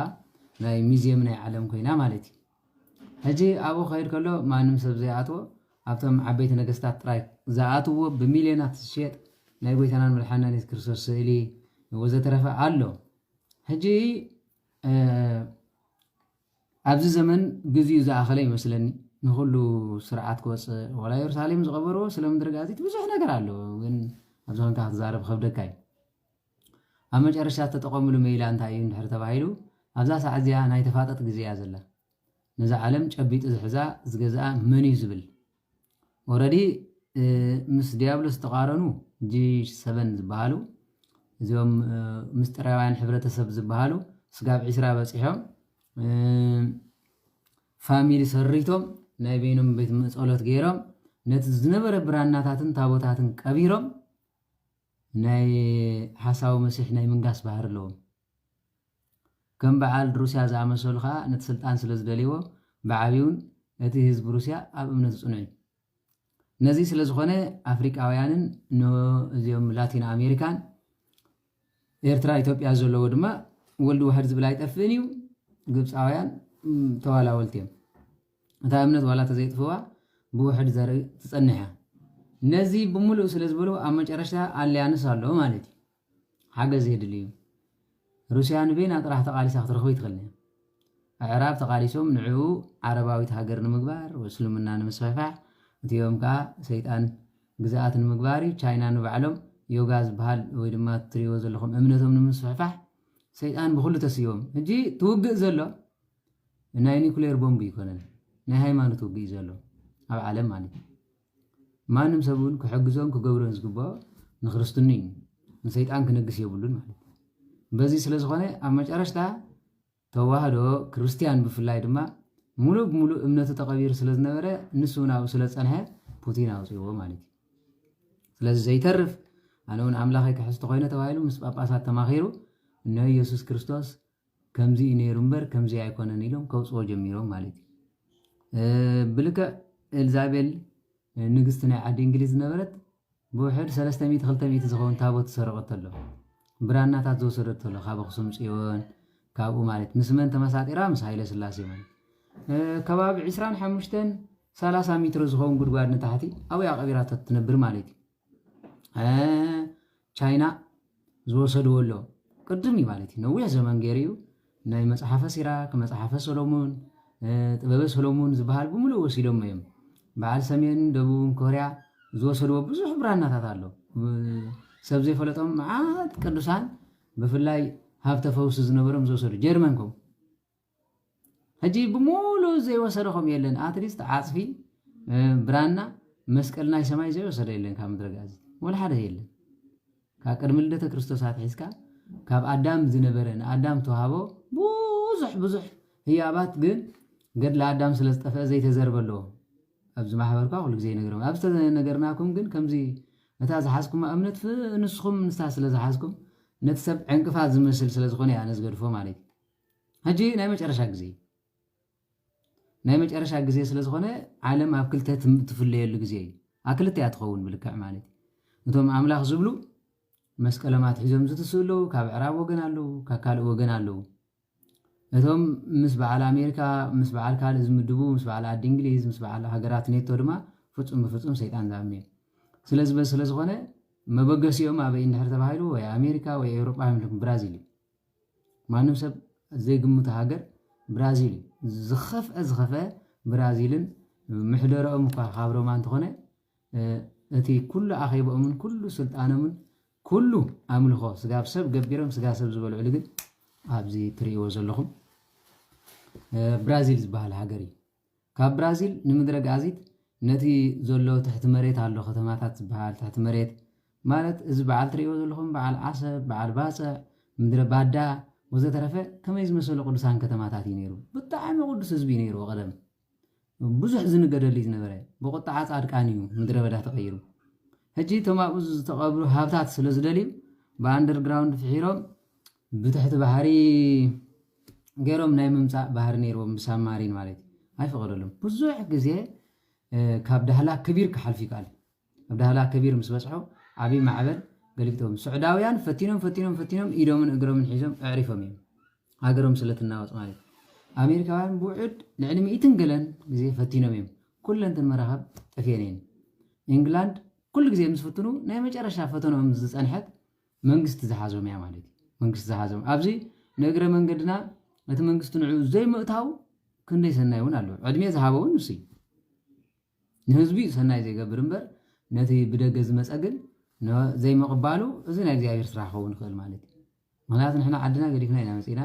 በቲ ዘሎ ገይሩ እዩ ዝከላኸል ማለት ስለዚ ንዕኡ ዝቃለሱ ፃድቃን ግን መሊኦም ኣለዉ መሊኦም ዳህላ ከቢር ትዛዓበየ ገዳሚ ስቑር ሓንሽ ትዛዓበየ ንጉስ ሓንሽ ዝበሃሉ ዝነበሩ ማንም ሰብ ኣይፈልጦምን እዩ ብራኖም ጠፊኡ ገድሎም ጠፊኡ ኣባ ሓንሽ ተባሂሎም ድሓር ተፀውዑ ንጉስ እዮም ነይሮም ትውልዲ ዓዶም ማይ በላይ ነይሩ ወዲ ስመራ እዮም ነይሮም እዚኦም ስጋብ ህንዲ ዝገዝኡ ዝነበሩ ቅዱስ እዮም ንኣፍሪካ ጠቕሊሎም ስጋብ ህንዲ ስጋብ ጀማይካ ዝገዝኡ ዝነበሩ ኣዝዮም ቅዱስ እዮም ግን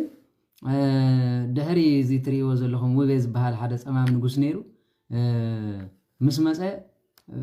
ነቲ ንግስና ንኢትዮጵያ ንምጥቕላል ወይ ድማ ናብ ኣክሱም ጥራይ ንምግባር ናቶም ነገስታት ዝነበሩ መፅሓፍቲ ብዙሕ ዝቐደደሉ በዓል ውቤ ማለት ውቤ ሰብ ኣይኮነን ነይሩ ብኡ ዘዳኸምሉ ቅድሚኦም ዝነበሩ ነገስታት ዓዶም ንምኽባር ከምታት ባህርሎም ነገስታት ማለት ስለዝኾነ ብራንኦም ጥራይ ተሪፉ ገዳሞም ስቑር ሓንሽ ገዳም እዩ ማንም ሰብ ከይዱ ከምዚ ክብሎ ዝኽእል ሰብ የለን ዝደፍሮ እውን የለን ስለዚ ዘይተነግረሎም ማርሳ ፍጥማ ማርሳ ጉልቡብ ገለ ዝበሃሉ እዚኦም ትሪእዎም ዘለኹም ቅድሚ ያሪኮ ዝነበሩ ከተማታት እዮም ያሪኮ ትሪእዎ ዘለኹም ንባዕሎም ስሞም ንምዕባይ ሰማይ ዝሰቐልዎ እምበር ቀዳማይ ከተማ ኣብ ዓለም ዝትሪእዎ ዘለኹም ብምሉኡ ንሱ በዓል በለው ከለው ምስ ናይ ኣዳም ታሪክ እዩ ዘለዎ ወላ ሓደ ግን ሰብ ክፈልጦ ይኮን ምስ በዓል ኣዳም ድሕሪ ምስ በዓል ኣብርሃም እዚ ናይ በዓል ሃልም ትሪእዎም ዘለኹም ታሪክ ምስ በዓል ኑህ ዝመሳሰል እዩ ዘለዎ በዓል ቅዱስ ላሊበላ ብደፍዎ እዚ ቀደማት ሒዙ ካብ ልደተ ክርስቶስ ዓብይ ታሪክ ዝነበረ በዓል ጣና ሃይቂ ኣነ እዞም ዝረኽቦም ኣቦታት ኣብዚ ነቶም ብስጉር ዘገልግሉን እግዚኣብሔር ንብዙሕ ክሓትት ከለኹ ብዙሕ ፀንሐ ገዳም ንዚ እዩ እቲ ዓበየ ከተማታት ዝነበረ ድማ እዚ ሕጂ ትሪእዎ ዘለኹም በለው ከለው ካብ ከባቢ በዓል ድባርዋ ተሰነይ እዚ ጥንትኡ ናይ በዓል ተሰነይ ዝነበረ ምዕባለ ምስ በዓል ሙሴ ተሓቢኡሉ ከም ዝነበረ ብዙሓት ቅዱሳን كوفا بيله زي على الكون زرخب كوني مالتي سلز بس سلز خونه منم بتهاجر تبعال أنا ترتار حديرني فلتني برختان ريدان فسيمو زي في الله كل استمدر مخانا منم بترات ريون أبزي نسيله أمزيله تزاري وخمزيله تزاري ونهاجر يختمر تحيز مسئين أي مثلاً أنا نقول كسعرمي مخنات زحزنا حكم قال كده أنا بوتات نمبر تحاربيتنا أزمة أنا إنجراي يلن سلز بس سلز خونه زي عبي تاريخي نايب على خصوم طرح مستو تابوت صين زخيد أيقونن مس بعال سيراك زخيد تاريخ له مس بعال سيراك سلز زيوم بعال اسكندر وزا ترفز بحال زنبرو زيوم بملوم أم مدرق عزيز نو كابت خباب أدام زنبرو لزنبره نجزابير أملاخ كيدو نو بحمد أدامات حزم يلمن ونبرو زبل معات مصحف ترخيبيان معات براناتات أما جرى شاقنا أنا تبرانا نمانم كان هبوز تبالكو يلن نقرز تبالكو يلن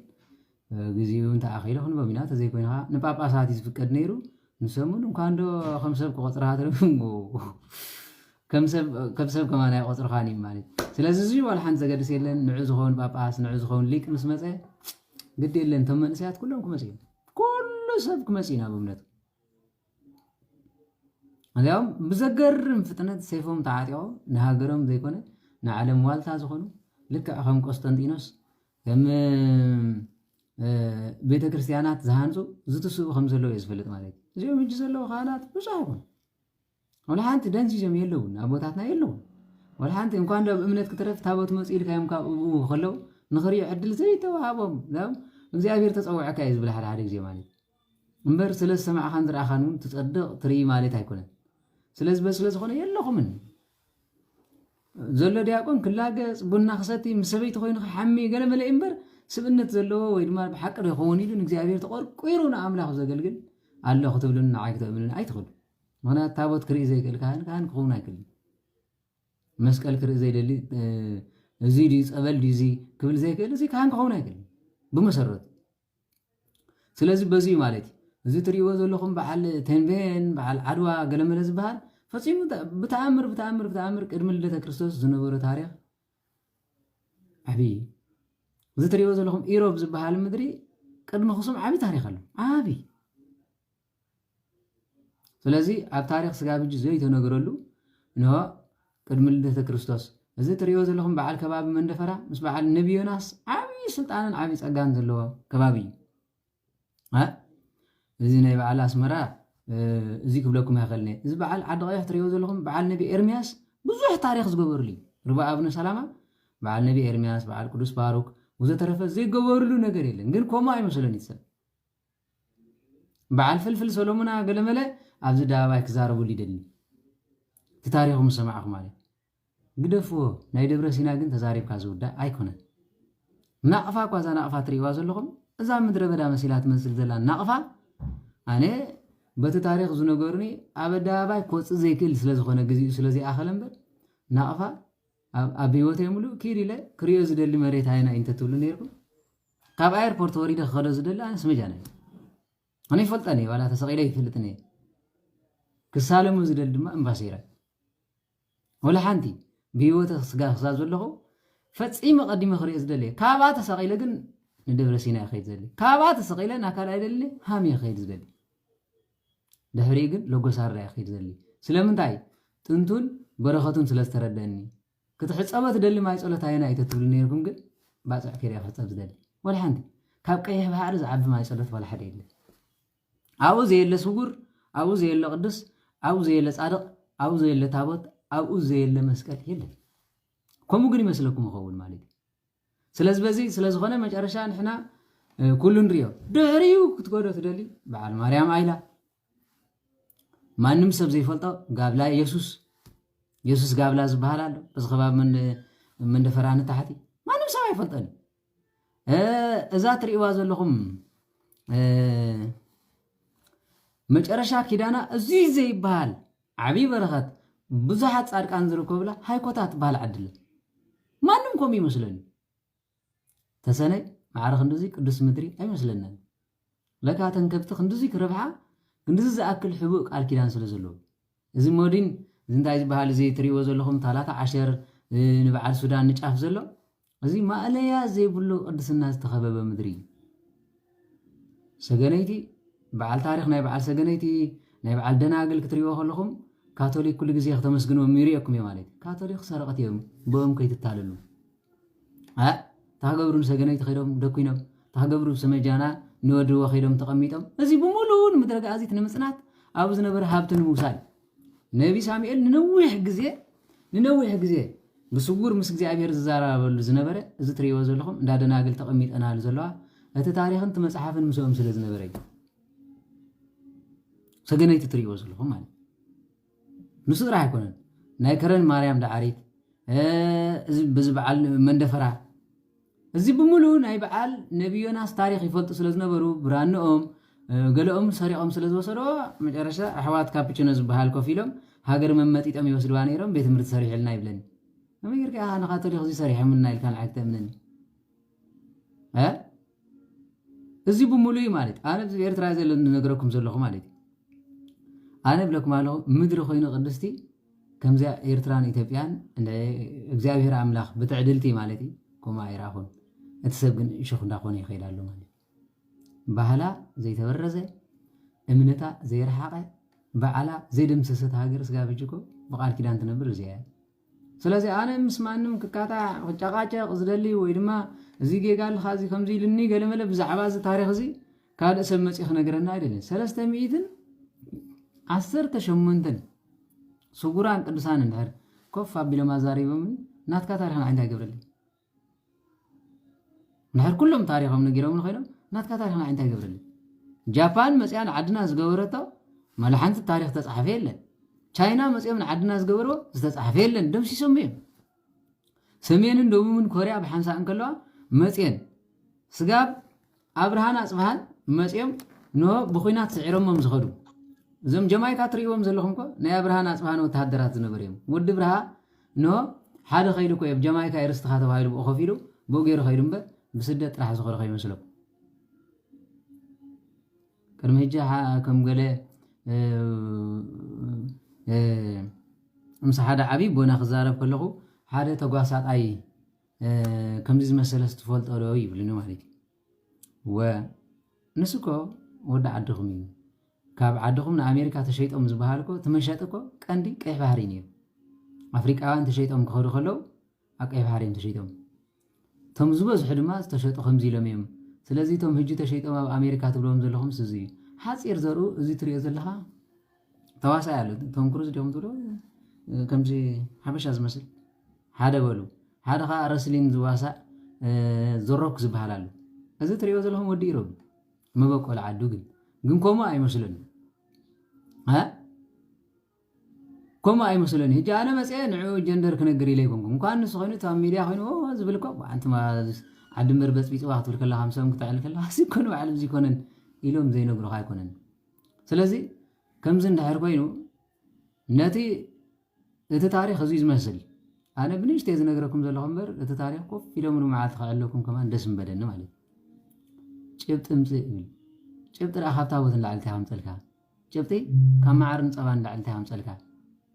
كنزارب كلنا اني خلص فسسلو كاون عند تاجبت انا زدل ነገር እንታሊ ታቦት እንዳተዛረብና እንዳማሃርና ጸሎት እንዳገበርና እንደሕሪ መጽሐለ ታቦት እንዳንተ ያሃጭብ ጥለሊሃ ከም ዓርን ጸባን ለዓል እንተ ያሃጭብ ጥለሊሃ ማለት ካብዝ መስቀል እዚ ትሪዮ ዘለና ናይ ሳሚ መስቀል አበኻ ወይ ደሃ አበኻ ወይ ድማ ሰሪሕ ዝሃበን ሰብ የለ ካውን ለዓል እንተ ያሃጭብ ጥለሊሃ ካለ ተጭብጠን ታሊ ሒስካ መጻ ስለዚህ ንታሪክ ሓቂ ዲ ሓሶት ክትፈልጥ ሰለስተ መረጋገፂ እዩ ዘሎ ታሪክ ትምህርቲ ወዘተረፈ ማለት ሊቃውንት እንተዘይኣሚኖም ይተኣከቡ ጸሎት ይግበሩ ይብል ገድሊ ናይ ሓደ ጻድቕ ክነግረኩም ከለኹ ናይ ትገድሉ ምስክር ኣለዎ ጻድቕ እንድሕር ዘይኮኑ ወይ ሕሙም ክፉስ ኣለዎ ወይ ዓብይ ተኣምር ክገብር ኣለዎ أنا خانة زخلو تاريخ كنقرأكم كله كم غيره كنقرأكم زخل تاريخ يلن انتهى الليون زي صحافه مصحف زي خبلكم أنا زي نقرأكم زلهم زي نقرني زيهم قدسان بأكال سجا كون زي تصور خبانا أكال قدام فلي لهم زي نبريم مالت مرة قاعد تطلعي ونسخهم هذا تاريخ مستنقرة حنت تابوت إذا ناتي تاريخ نقرمه حنت تعود كتمسيا إذا تاريخ ناتي نقرمه حنت مسكال كتمسيا تبع هاي يعني نجيريهم كلهم كا برختهم مسيا ولا حد استرف يله كابون العلم الرجاجس إلى هاي أمنني أنت خوينا جن أمني الكابة في نشوف تقدر تسوي له زيابير ناس نتعامل أبا أملاق أمن تتاريخ كحكم خانو واحتراجس أنت زي كوينو جن نصاها أنت هاي مراجس إلا كام زي كون أنت إلا كان أنت هاي تمثل نوها بعدنا ينيرو مراجسي شهر ميتين كم سالك ها زر سيم زر كام زر يافت أبات رايكم تعرفوا قال جن نايسيم زري نسمين كم زخدو زمتري يوم زلهم أعراب كم زخنو نايكوش زبالو بو غيرم بسودان غيرم كم زخدو فلتاني دك يافت لما بحري فلقنيل تختيلهم بس غيرهم كم زخدو يوروبا من نابزين كم توافروا فلت كابزين نيو قال يلن أبانا جن تزاري تحنا فيشو نو كم زترفه ما صحاب هيكون نزل لك خمسة بنت أزبلوا زلوا ما بيتاچن قدست دنگل ماريام سي ولادي تأملا خايت بهالن يا مصحفكم زبل يلن يبلكم الله ኢየሱስ ክርስቶስ አምላኽ ይዝብል መጽሐፍ ከለዶ እወ አምላኽ ዲኸ እወ ንሳኸ ወሊዳቶ ዶ እወ ሙአዳ አምላኽ እምባል እንታይ ኸብር ተልካ ዕኒኒ ዕኒኒ ኢሉ ዝኸይድ ስለዚ ኣነ ንሃ ብዓድና ከም ዝነበረ ጥቕሲ ምዕራፍ ኣይኮነን ዘድልዮ ኣደይና ኣዴኹምን እኹላትን ኣዴኻ ኸደራይ ኣትወልድ ቀይሕ ትወልድ እያ ጸሊም ትወልድ እያ ኣብ ጀርመን ከይድኩም ከምኡ ትወልድ የላን ወይ ድማ ማእከላይ በዓል ቡሩንዲ ከይድኩም ከምኡ ትወርድ የላን ወይ ድማ ኣብ ዓረብ ከይድኩም ከምኡ ትወልድ ኣደ የለን ወይ ድማ ሓደ ኤርትራዊ ነው ዘመን ኣብ ኣሜሪካ ተቐሚጡ ተሕብሩ ክጠፊ ማለት ዝዕሽነት ጥራይ ስለዚ ካብዚ እንዳልታይ መረጋገጽ ለዲኻ ስለዚ ዝኹሉ ግዚኡ ኣኺሉ ንኹሉ ትርእሉ ሰዓት ስለዘሎ ዘይምህዋኽ ካብ እምነት ከእንታይ ከጉድለካ ይኽእል ምንም ካብ እምነትካ ዘጠራጥር የለን ንፍቕሪ ንሃይማኖት ዝመስል ግን ሎሚ ትፋገለኹም ብሰንኪ መንግስቲ ሎሚ ካህናት ተፈላለኹም ኣለኹም ብሰንኪ ናይ ፓትርያርክ ጉድለት ንሱ ዲኽፈለኩም ዝግባእ ነይሩ ኣይፋሉን ዘለኹም ዓደም ዝጠፍአ ህዝቢ ክትመልሱ እምበር ኣብ ናይ አንጦንስ ኣብ ኤርትራ ቶም ሲኖዶስካ ኣብ ኤርትራ ተባይሶም ኤርትራዊ ኣብዚ መፅኡ ክበኣስ ትኾይኑ እዚ መኝነት ዕሽነት እዩ ምክንያቱ ገዲፍካ ዝመፅኻ ዓዲ እዚ መፅኻ ትበኣሰላ ይትኽእል ትበኣሰላ ትኾንካ ድፋዕ ሒዝካ ዓጣቕ ክትበሃል ዝግበአካ ዶብ ሒዝካ ወይ ድማ ሰራዊት መልሚልካ ንስኻትኩም ግን ኣበይኹም ትበኣሱ ኣብ እንዳሻሂ ኣብ ፅርግያ ስራሕ ክወፍር ከሎ ካራ ገይሩ ሃሪሞ ገለመለ እዚ ናይ ሃገር ኣይኮነ እዚ ናይ ደም መንፈስ ስለ ዘለዎ ናይ ገዛ ርእሱ ናይ ምንባር ስለ ዝሸልቾ ወይ ድማ ንሰብ ምቕታል ንጅግንነት ገይሩ ሰይጣን ኣብ ርእሱ ስለ ዝሕደረ እንተዘይኮይኑ ንኤርትራ እንታይ ይጠቕማ ምንም ንኤርትራ ዝጠቕማ ተቃዋማይ ኮይኑ ካብቲ ኤርትራ መንግስቲ ዝገብሮ ዘሎ ዝሓይሽ ግብሪ ሒዙ እንተመፅኡ ኣብ ባይታ ከዓ እንተርእዩ እምበር ኣብ ኮምፒተር ጥራይ ልፍልፍ ውዒሉ እንታይ ክትቀይር ትኽእል ብዘረባዶ ነገር ይኸይድ መብዛሕትኡ መቃልስተይ ክብሉ ይሰምዕ እሞ እዋ ዘውደቕኩሞ ዘይረኣናስ መቃልስቲ ተቃሊሱ ዝበሃልኮ ዘውድቕን ዝወድቕን ንስኻትኩም ተቃሊስኩም ንባዕልኩም ክትጨቃጨቁ ትውዕሉ ኣለኹም ሃገራውያን ዝበሃሉ ከዓ ይርኢ እሞ ሃገር ኣይትፈልጥዋን ኢኹም መንነትኩም ኣሜሪካዊ ኤውሮጳዊ ወዘተረፈ ተቐይሩ እዩ ካብኡ ሓሊፉ ድማ ነቲ ሃገር ወል ሓንቲ ዘምፃእኹም ላ የሉ ስለዚ ብላሽ ሂወት ትኸዱ ኣለኹም ማለት እዩ ንሃገር ዝቕይር እውን ኮ ብመሰረቱ ከምኡ ገይሩ ይኮነን ዝቕይር ሙሉእ መዓልቲ ንሕና ከምዘይ ሓሳብ ኣለና ትብል ትኾንካ ንፀላኢኻ ሓሳብካ ትነግሮ እንትኾንካ ፅባሕ ክሳኸልካ ኣይክእልን ስኻ ብመንፅሩ ከጥፈልካ እዩ ሃይማኖት እውን ከምኡ ሃይማኖት ሃሊካ ሕሙም ዘይትፍውሰሉ ድውይ ዘይተንፅህሉ ድኻ ዘይትረድአሉ እንድሕር ኮይኑ ንሕና ብኤርትራ ቤተክርስትያን ኢና ንመሓደር በለኢና ንመሓደር ናይ ምሕደራ ሽግር ኣይኮነን ፅገም ዘለዋ ወዲ ሰብ ከመይ ገይሩ ክመሓደር ይግብኦ ንዝብል እግዚኣብሔር ኣምላኽ ሰሪዑ ሕግ ሂብና እዩ እንታይ ሂብና ፍትሃ ነገስት ኣቦታትካ ማይ ተኽብሩ ማለት ኣይኮነን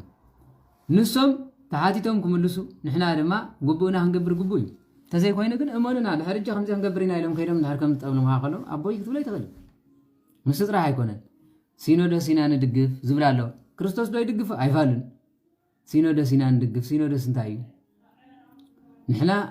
ካብ ሃገርና ወፃኢ ንብሎ የለን ወዘተረፈ ይብል እሞ ገዳማት ኤርትራ በሪሱስ ኩሎም በኸዮም ኣልቂሶም ስጋብ ኣብ ሚድያ ዝወፁ ኮይኖም ጳጳስ ዘሎ ሃገር እንታይ ዳሉ ዝገብር እቲ ጳጳስ ማለት تمنجست سنتا إزجبر سلا هايمانوت مچم أنا رجعتني على بيت منجسته حدا ممرح له هايمانوت بهايمانوتن كخبرة بمنجست زرلين دما قبا حاجز كجبرله نبور يزبل صحفالهم قوام رأي بلون تهاجرن بر كمله هايمانوت أو قدايز بحال نهر كوينو بهايمانوت كندز أكل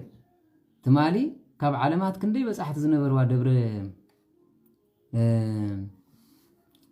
بيزن لومي ودا عدو كو خنقدلنا زي كل درجه نحر بصحي با اوتوبس كو خسالم اوتوبس سنلا غزي نحر بصحي خوين تاتولتو اوتوبس زي غز انا هاغراوي انت يلو خوين بمدا هاغراو تخون ابدس بلكا كيك تبلعنا على هاغراوتكم اي كالني سلازي تحارخ ابيت كريستيان يدغفالو صبقالو بوتاتنا تبن تخنكاكو ابوتاتنا صبق يلون منكوسان ابلمانو ጳጳሳት አቤት መንግስቲ ካህናት ድማ ኣብ ምፍልላይ እዮም ዝውዕሉ ዘለዉ እምበር ወላ ሓንቲ ዝገብርዎ ነገር የለን ሓደ ከም ገለ ክብል ጽቡቕ ንሕር ተዛሪቡ እዚኦም ካለው ኢልኩም ንሓደ ኣብነት ከተምፁ ይትፈትኑ ስለዚ ጽቡቕ የለናን እግዚአብሔር ምሕረት ይወርደልና ይስበሃል ጽቡቕ እንተንህሉ ኣነ ንስኹም ታኸና ዘይንሰማዕ ሓንቲ ቤተክርስትያን ዘይተሰማዕ እዚ የለን ስለዚ ኣብዚ የለ ሁሉ መሲሉ እንተተዛረበ ድማ ባዕል ሓጢያት نود سب مكر يزبزحه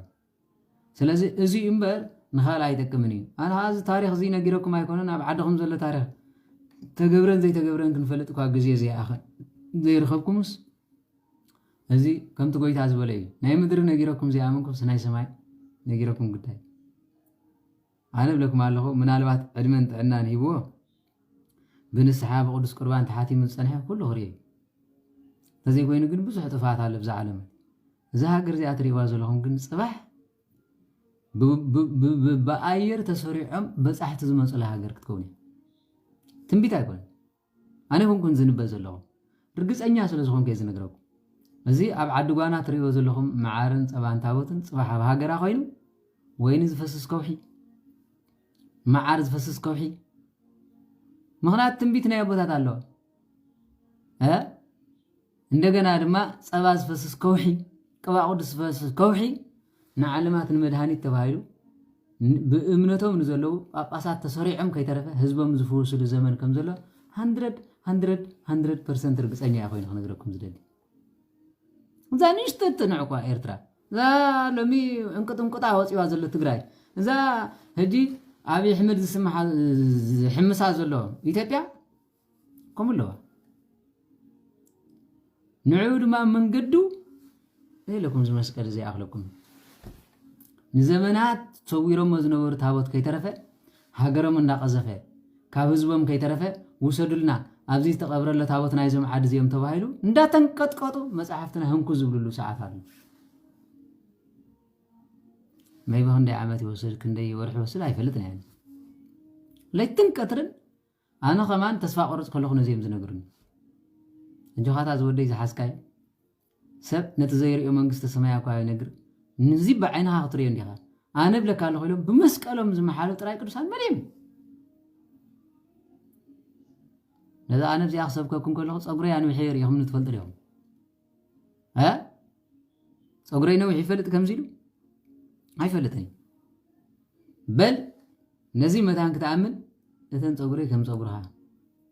لتن جحمي كم جحمها كاي تقرصن زول قدس أقوله أي قرطني نحركم خينو نعو آخر نحركينا صوصي بلان تايس أنقمها له بس أقرز مساحات ياتن تركن دولي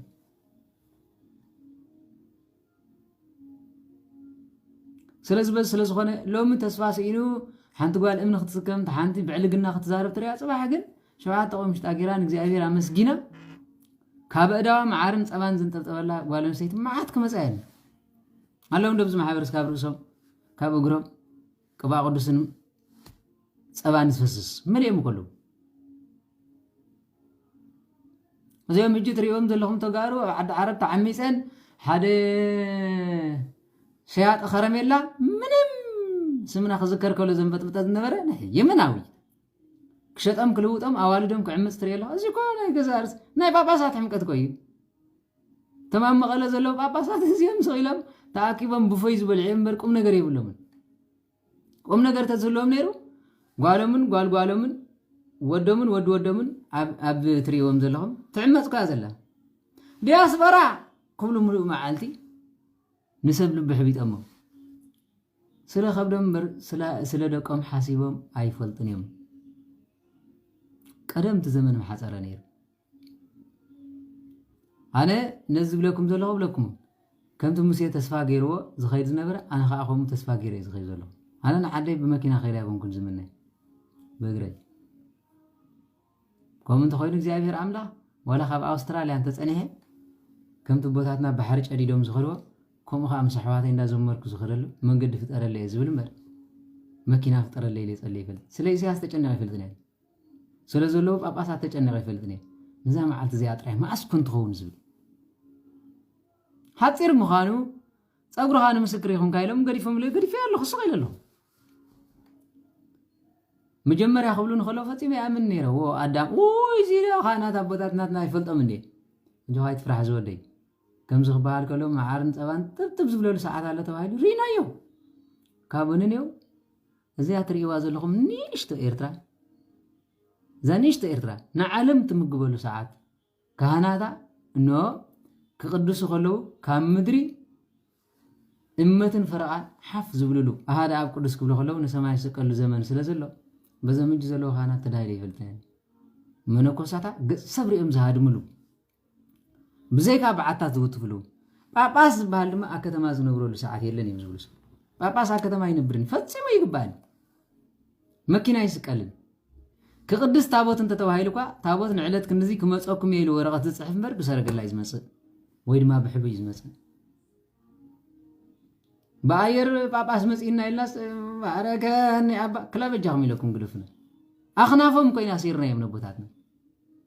ስለዚህ እዚ بفصم انا امنت يبلي نزيون منكسنا غيرون አይቆጥረን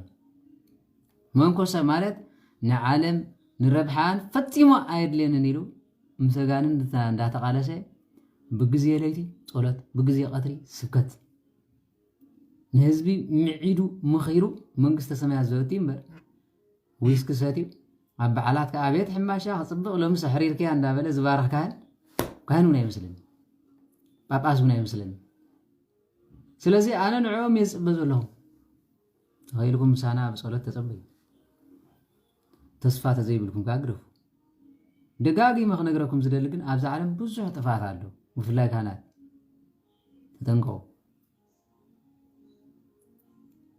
كافجي تحسكم من المؤمنان أنا سعود برطعو كينات له مدرزج ددلو زي له تميت له حمام كالو داو فجاجا زبل قسل مالك قسل فجاجا قبيلو أو خلص ساقيو زغت الكهنة يقربك كي حالفو حمام دكتور أي مسكان تنسوا كنت يجزيهم زبلو ما اسمه أنا قن أي فتان كونوا دلواني زبلن بر تدالي خم صنعي زبلن بر حصير جزيهم مخانو حصير وان مخانو أي فتانية عمد دي هتوصد شديشتور حدي هتوصد أنا يفلتني قال يوم تحساسو يلو قال زبلو لا سوم تبايلهم هون أنا يفلتني ناتهم أنا ورحين ساعات علتن نسا قربا مخانا ترايم زنبر زياز بلا عن بالتخكل زنقرني سلز خونه تدنقو انتي بزعبا إسياس كمزيلوه ويدما حدا جنرال أبيرترا خمزي جيرو سو بعال سلطاني بعال جزيه يونو تزلوخا كم تزنبروخ قبر قدني بوت راي مزرابنا تقوم زي بلو نعيون مغيار انداو تقاما يكويني كونن كزارة وزقبا زين دك سبات عقاتي مو عقب كقبر زي قبو إلكا وتم دقفت من قستيهم كم أخبرز قبو مبر قصلها حابي كادو مدهاني تدليها قصلها غيرها أيخون سلز خونه هذا تصفح ما بيكون كانت كن تتعارضكم حشي بمسارات سمير أمريكا أجزاء عاملة عارف لكم على 5 كله نتم سباي ملحسم شداد كابعينتم كقدم ندافس سجيريتم سم شو عتك زي سباي هنا أدخلنا ماله نزوم أبني زوم كأي حباب أزلوها إنه كدانم أوصيهم للدحريم مريت ندابوتو تويم زخدم تايزي تبركاتي هاي ما نتزخها قدوم ميلو زخا ناتا أسر السعود زلي تازنا ورا تتسقاكم مريت دربي وايل ميم زم صوم سلازي أنا زيم قنعم زيم كم زيم كتبلون أي أمنن ولا حد زامن يهلي سمعت كيف تزي كلكلنس نعم لي أمن ስለዚህ ነጥብ እዚኦም ኩሎም ካህናት ተጋገምቱ ለለሱ ኢሎም ደውደው ዝበሉ እዮም እቶም ጸሊም ቆቢዕ ዘለኩም ግን ኦልሓን ጥቕንዕና ይብልኩም ንዓኹም ኩሉ ግዜ ነታ ናይ ስላሴ ስእሊ እንዳቐደደ እዩ ዘምፀኩም ማለት እዩ ስለዚህ በዚ ስለ እንድሕር ኮይኑ ከምዚ ኢኻ ትብል እቶም ናይ ኤርትራ ዘሎ ከዓ ብምሉእ ኣካላቶም ቆሲሉ እዩ ዘምፅኦም እንታይ ኮይኖም እንተኢሎም ኣቦኡ ዝቐተለ ኩሉ ግዜ ከምዚ ዝገጥ ስለዚ ንኣብና እንጦንስ ጌጋ ይብሎም ክርስቶስ ዝምስክረሎም ኩሉ ግዜ እዞም ኩሎም ገዳማውያን እዞም ኩሎም ንእግዚኣብሔር ኣምላኽ ዝርእውን ክሓቶም ከለኹ ልዕሊ 300 ጌጋ ይብሎም እሞ ብዓይኒ መንፈስ ቅዱስ እዮም ዝፈልጦም ብዓይኒ ስጋ ኣይኮነን ሕጂ እዚ መንበረ ፓትርያርክ ከምዚ ኢልኒ ኢለ ዝኣምነሉ ምክንያት ኣሎ ስልጣን ዝደለየ ካህን ውሽማ ዝለመደት ሰበይትን ጉዶም ክሓቡ ማለት እዩ ብመሰረትኮ ካህን ሓጢኣቱ ክትነግረሉ በዳባይ ገለኮ እዋ ከምኡ ትበል ገለገለ እዩ ዘፈራራ ናይ መን ሓጢኣት ተነጊሩ ናይ መን ክተርፍ ደልያ ኩላትና ሓጢኣተኛታት እኒሉ ኣይሁዳውያን ኮ ካብቲ መጽሓፍ ዝጸልዎ ዝነበሩ እንታይ ምዃኑ ትፈልጡ መጽሓፍ ይሁዲት ዝብል ሓደ መጽሓፍ ሱሱና ዝብል እዚ ብምሉእ ንኻና ዝነቅፍ ስለ ዝነበረ ቀዲዶም ኣውፅኦም እዩ መጽሓፍ ሄኖክ ስለዚ በስለ ዝኾነ ካህን ኮይኑ ሓጢኣት እንተገይሩ ነብሩ ገይሩ እህኖ ወይ ድማ ፍሉይ ኣጸያፍ ገይሩ ማለት ይኮን ስጋ ለበስ ይኹም ሰቡ ወዲቑ ሕና ከዓ ንጸሎት ዘይትድገም ጸጋ ስለ ዝወደቐ ነታ ስልጣነ ክህነት ኣይትድገምን እያ ጸጋ እግዚኣብሔር ግን ማዓ ጸጋ ይዘሉ ሞት ከተስእ ዝኽልክል የለን ብጸሎቱ ብበኽያቱ ዝናብ ከዘንብ ዝኽልክል የለን ምሂሩ ንኻልእ ክገብር ዝኽልክል የለን ስለዚ ኣነ እንተዘይቀደስ ክኢሉ እንድሕር ዝኣቱ ኮይኑ ግን ንቤት መቕደስ ዳኣሉ ጸጋ ዝኽልክላ ዘሎ እምበር ንዑ ይኮነን ምእመናን እውን ንዑ እንዳርኣዩ ሓጢኣት ክውዕሉ እንተዘይኮይነ እምበር ተደቢቑ ዝነብር ሓጢኣት ኮ የለን ስለዚ ነዚ ስለ ዝኾነ እዚ ዝመጽእ ዘሎ ታቦት ኮ ዘይርኩም ኮ ክትወስድዎ ኢኹም ወላ ንህጂ እንተተዓበኹም ቀንዲ ጽልእኩም ምሳይ ምዃኑ ርኢ ኣለኹ ዝወደይ ንዓኻ እዚስ ጭዋ እንዲ ብዓለም ምሳና ዝነብር እንዲ ዝበልዕ ዝሰቲ እንዲ ምንታይ ዳ ክገብር ኢሎም ምሳኻ ኣይጽልኦ እምበር ምስ ትበረኸት ዘይኣምን ካህን ዘይዲያቆን ይኹን ቤት መንግስቲ ኩሉ ዘይኣምን የለን ኢሎም እንታይ ዳ ኣላ ንዓኻ ጽላእቱ ማተር ኦፍ ላክ ሰብኣይ ጸሪኽን ጭሕምን ጸሪኽን ሰብኣይ ፈቲኽን ዝበሃል የለን ስለዚ ምሳይ እንተ ኮይና ባእስኹም ኣነ ዝበደልኮ ሰብ ተሃሊ እምኒ ተሰኪመ የቕሬታ ክሓቶ ኸሊ ኣነ ንቤተ ክርስቲያነይ ንሃገረይ እጎየ እምበር ንማንም ዝበደልኮ ንማንም ሰረቕኮ ንማንም ዝወንጀልኮ ሰብ የለን ክንዲዚኣ ክሓተኒ ዝኽእል ሰብ የለን ገንዘብኩም ኣይወሰድኩልኩም ቤተ ክርስቲያን መፅአ በፃበ ፅሑፍኩም እዚ ሰብ ርዶ እዚያ ደይቦ ዝበልኮ የለን ኣነ ንዓኹም ኣብዚ ኣለዋኹም ታቦት ኣብዚ ኣለዋኹም መስቀል ኣብዚ ኣለኩም ዕጣን ኣብዚ ኣለኩም ጽንሃ ኣብዚ ኣለኩም ጸናጽል የለኩም እምበር ሃብሉን ኣይበልኩም ስለዚ እዚስ ስንታዋ እዩ እዚስ መን እዩ እማ ኣነ እውን ፈተይ ይኮንኩን ኣጋጣሚ እቲ ዕድል ኣነ ረኺበዮም እግዚአብሔር ከዓ ንዓይ ከዓ መምለሲ ደልይዎ ኸውን ኣብዚ መፅአ ዝግበአኒ ይኮነን ሓቅኹም ኢኹም ኩልኹም ዝግበአኒ ይኮነን ግን እግዚአብሔር ህንካ እንድሕር ኢልኳ ኮይኑ እዚ ኣርእዮም እንድሕር ኢልኳ ኮይኑ ኣብ ቤቀሺ ዝረኣኹም መልዕልኩም ክትከዱ ዝኹም ክንዲዚ ዓይነት በቐል ክንዲዚ ዓይነት ፀለይ ኣነ ምእመናን ኣባይ ፀለይ ይብሎምን ቀንዲ ፅሉእ ዘለዎም መን ተባሂሉ ዲያቆን ካህን ኣብ ላዕሊ ቤት መንግስቲ ዘለዎ ከዓ ማለት ኤምባሲ እንደገና ድማ ውሽጣዊ ጉዳያት ወዘተረፈ ማለት ሸውዓተ ግዜ ስጉምቲ ይወስድ ኣነ ኣይሞትን ሄጅ ኣይጠራጠር ንእግዚአብሔር ከገልግል ኣብ ኤርትራ ጥራይ ዘይኮነስ ኣብ ብዙሕ መዝጊቡ መፅንሑ ኣብ ህንዲ ክትርእይን ኢኹም ጃፓን ክትርእይን ኢኹም ቻይና ክትርእይን ኢኹም ክኸይድ እግዚአብሔር ክብርን ምስጋናን ይኹን ዝተዓጠቕክዎ ፈጣሪ ዓለም ክርስቶስ እምበር ፓስፖርት ይኮንኩን ንዑኻ ስጋብ እግረይ ዝቁረፅ ስጋብ መልሓሰይ ትቁንጠብ ከገልግለይ ነዚ እንድሕር ኮይኑ ፀለኹም ግን ምስ ክርስቶስ እውን ፍቕሪ የብልኩምን ማለት እዩ ስለዚ ትቐንዲ ፀለይ ኣባ እዩ ዘሎ እምበር ኣብቲ ሃይማኖት ወይ ኣብቲ ታቦት ገለ ይኮነን ከምዚ ኢሉ ክብል የመርታይ ዳ ኣነ ደበዚሐ ካብዚ ኩሉ ካህን ካብዚ ኩሉ ዲያቆን ኩሉ ሰብ እምኒ ክውርውር ኢኻ ትርእዮ ኣነ ግን ምሳኹም ዘሎ ዝበሃል የብለ እንዳ መሪሰይ ዝሕጎስ ምክንያቱ ንሓደ ድኻ ንሓደ ድርባይ ምንም ዘይጠቅም نحاد فتم نو عقم زي بلسب كندوز أكل خانات كندوز أكل منجستي دفاعك حزو خلو يجرمني مالك لك بخرستوس ندحردا نو سمكا تسويعة ونقصات وننقط كتير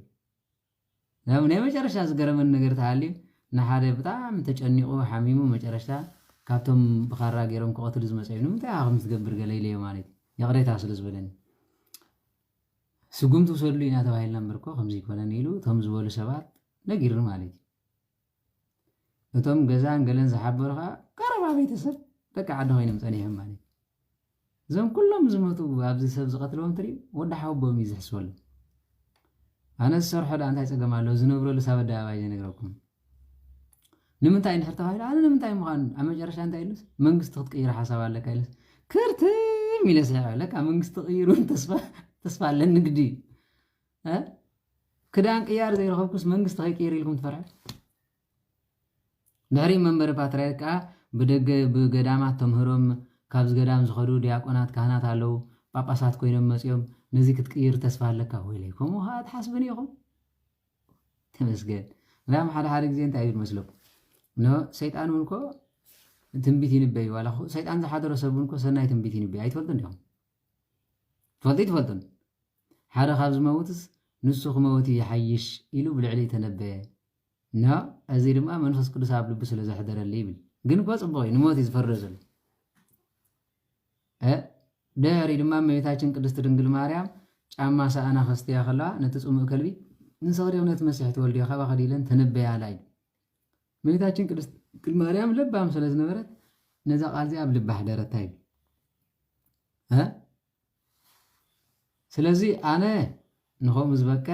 አካይዳን መንፈሳዊን የብለኝ ንኹሜ ግን ንኸም እንድሕርዳ አተሓሳስ ባህሊኩም እግዚአብሔር ይፈጽመኒ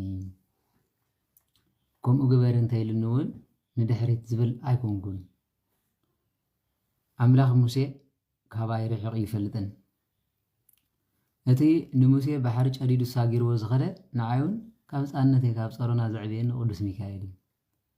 ንዕኡ በትሪ ሂብዎ ንዓዩን መስቀል ሂብኒ ኣሎ እንታይ ፀገም ኣለዎ ክንዲ ሙሴ ይኮንኩን ኣሰር ሙሴ ኸይድ ግን ዝኽልክለኒ ነገር የለን ኣነን እግዚኣብሔር ኣምላኽ በዝገልግለኒ ተይልኒ መንግስቲ ይኹን ጳጳስ ይኹን ክንዲ ቁፅሪ ዘእትዎ ይኮንኩን ሓንቲ መዓልቲ ተወሊደ ሓንቲ መዓልቲ ዝመውት ብዙሕ መዓልቲ ይውለድን ብዙሕ መዓልቲ ይመውትን ሰብ ተኣኪቡ ጉባኤ ገይሩ ሴፍ ሒዙ ምንም ኣይመስልን عشنت ወይ ምናዓቕ ኣይኮነን ንእግዚአብሔር ነገልግል ንዕኡ ንናፍቕ ክሳብ ዘለና ለይትን ቀትርን ክንሪዮን ክንከዶን እንደልና ብኣምላኽ እምበር ናብ ሰብ ኣይኮነን ሴፍ ተመፂ ናብ እግዚኣብሔር ይዝለኸካ ሞት ተመፂ ናብ ቤት ይፅዋዕካ ስለዚ ነዚ ስለ ዝኾነ ተስፋ ኣለዎ ዶ ተስፋ ጥራይ እንታይ ትብለኹም ኣብ ዝነበረ ኩሉ ሰብ ኮነ ተስፋ ሰሚዑ ስጂ መዓር ፀባ ምስ ኮነ ንምብልዑ እግዚኣብሔር ኣይፈቕደሉን ከይዱ ስምዒታውያን ሰባት ኣለዉ መጀመርያ ቀልጢፎም ይድኻ ድሓር ድማ ቀልጢፎም ፀድፉ ከምዚ ክኸውን ምስ በሉ ውድእ ዘብሎ ኣለዉ ንእሽተ ተደንጉያቶም ሰይጣን ዝወስዶም መሊኦም ኣለዉ ነዚ ስለ ዝኾነ ይፅዋዓት ብዙሓት ሕርያት ግን ውሕዳት እዮም ዝብሉ ኣብዚ ማሕበር እዚ ጥራሕ እግሮም ዝኸዱ ሰንሰል ዝስከሙ ደንጎላት ሰኪሞም ዝኸዱ ዲያቆናት ኩን ኢልናዮም ዝተምሃሩ እውን ኣለዉ ኣንፃርና ተስቡ ነዊሕዎም ኸ ሽዑ ንሰምዖ ዝነበርና ሽዑ ንሪኦ ዝነበርና ንዛረቦ ዝነበርና ግን ግዜኡ ኣኺሉ ርኢናዮስ መስቀሉ ተሳሊምናዮ ማለት እዩ ሕጂ ከዓ ኣነ ይነውሕኒ እንታይ ፀገም ኣሎ ዋላ ከም ስምዖን ኣረጋዊ 500 ዓመት ዘይከውን ኣብርሃም ወዲ ክትወልድ ኢኻ ተባሂሉ ተስፋ ቆረፀ ኣብ መጨረሻ ካብ ሳራ ውላድ ሂቦ ኣብ ግዜ እርጋና ኮይኑ ምስ በለ 74 ዕድመ ወሲኹሉ ቀፂሉ ካልኦት ቆልዑ ከማን ወሊዱ ሳራ እውን ግዜ እርጋና ዳመን ከዕብየለ 38 ዕድመ ወሲኽዋ ይስሐቅ ወዳርያ ኸይዳ أنا خا أملاخ أبراهام أمينة داب زخو في لمبر نبيك الشا أمينة يكونكو ندياقون أمينة يكونكو نمنجست أمينة يكونكو وزة ترفع مالي أنا أمنة يا أملاخ نتوم زل آخنا قدس عنقل فتيمة آلاتهم كبدو للو ما يدل كامو لختهم تحرك بلا يدلني نسوهم قوصل بلعام أمنة تسكيمهم نفسهم دا جفعكوا سبيلهم نعايز قوصورني ناتهم ملختي نمبصح زدخم اللون سلكي اللون مخنياتي بلي نعوم كابز تقلم مدرها إلى تتلمني إذا من نسخهم تقاللوهم قدسان أنا ناتهم لأكوه نزدني ንእግዚአብሔር ከስምር ዝኽእል ግብሪ የብለይናን ንእግዚአብሔር ከስምር ዝኽእል ጸጋ ዋላ አካይዳ የብለይን ብጸሎቶም መንግስተ ሰማያት ከም ዝኣቱ ግን ምንም ጥርጣሬ የብለይን ውዳሴ ማርያም ለይትን ቀትር እንዳንበብኩ በቅድስት ድንግል ማርያም መንግስተ ሰማያት ክወርስ ምዃነ ፍጹም ዘጠራጥር የብለይን ምክንያቱ እቲ ብጻድቃን ኣዝዩ ትምካሕትን ስብከቱ ንጻድቃን ከይፀውዕ ዘይውዕልን ብርሃን ዓለም ቅዱስ ጳውሎስ ተዛረበ ቃል ትማሕዋተይ እቲ ንቅዱሳና ኢልኩም ዘገልገልኩምን ተገልግልዎን ዘለኹም ዝርስዕ ጠላማ ኣምላኽ ኣይኮነን ግን ኣብ ኩሉ ዝተገረምኮ ነገር እንታይ እዩ እንተትብሉን ብዚ መዋእለ ስብከት 10 ዓመት ቀሊል ኣይኮነን ኣብ ስብከት ምግልጋል ማለት እዩ እንታይ ተገሪመ እንተኢልኩም ካብ ኤርትራ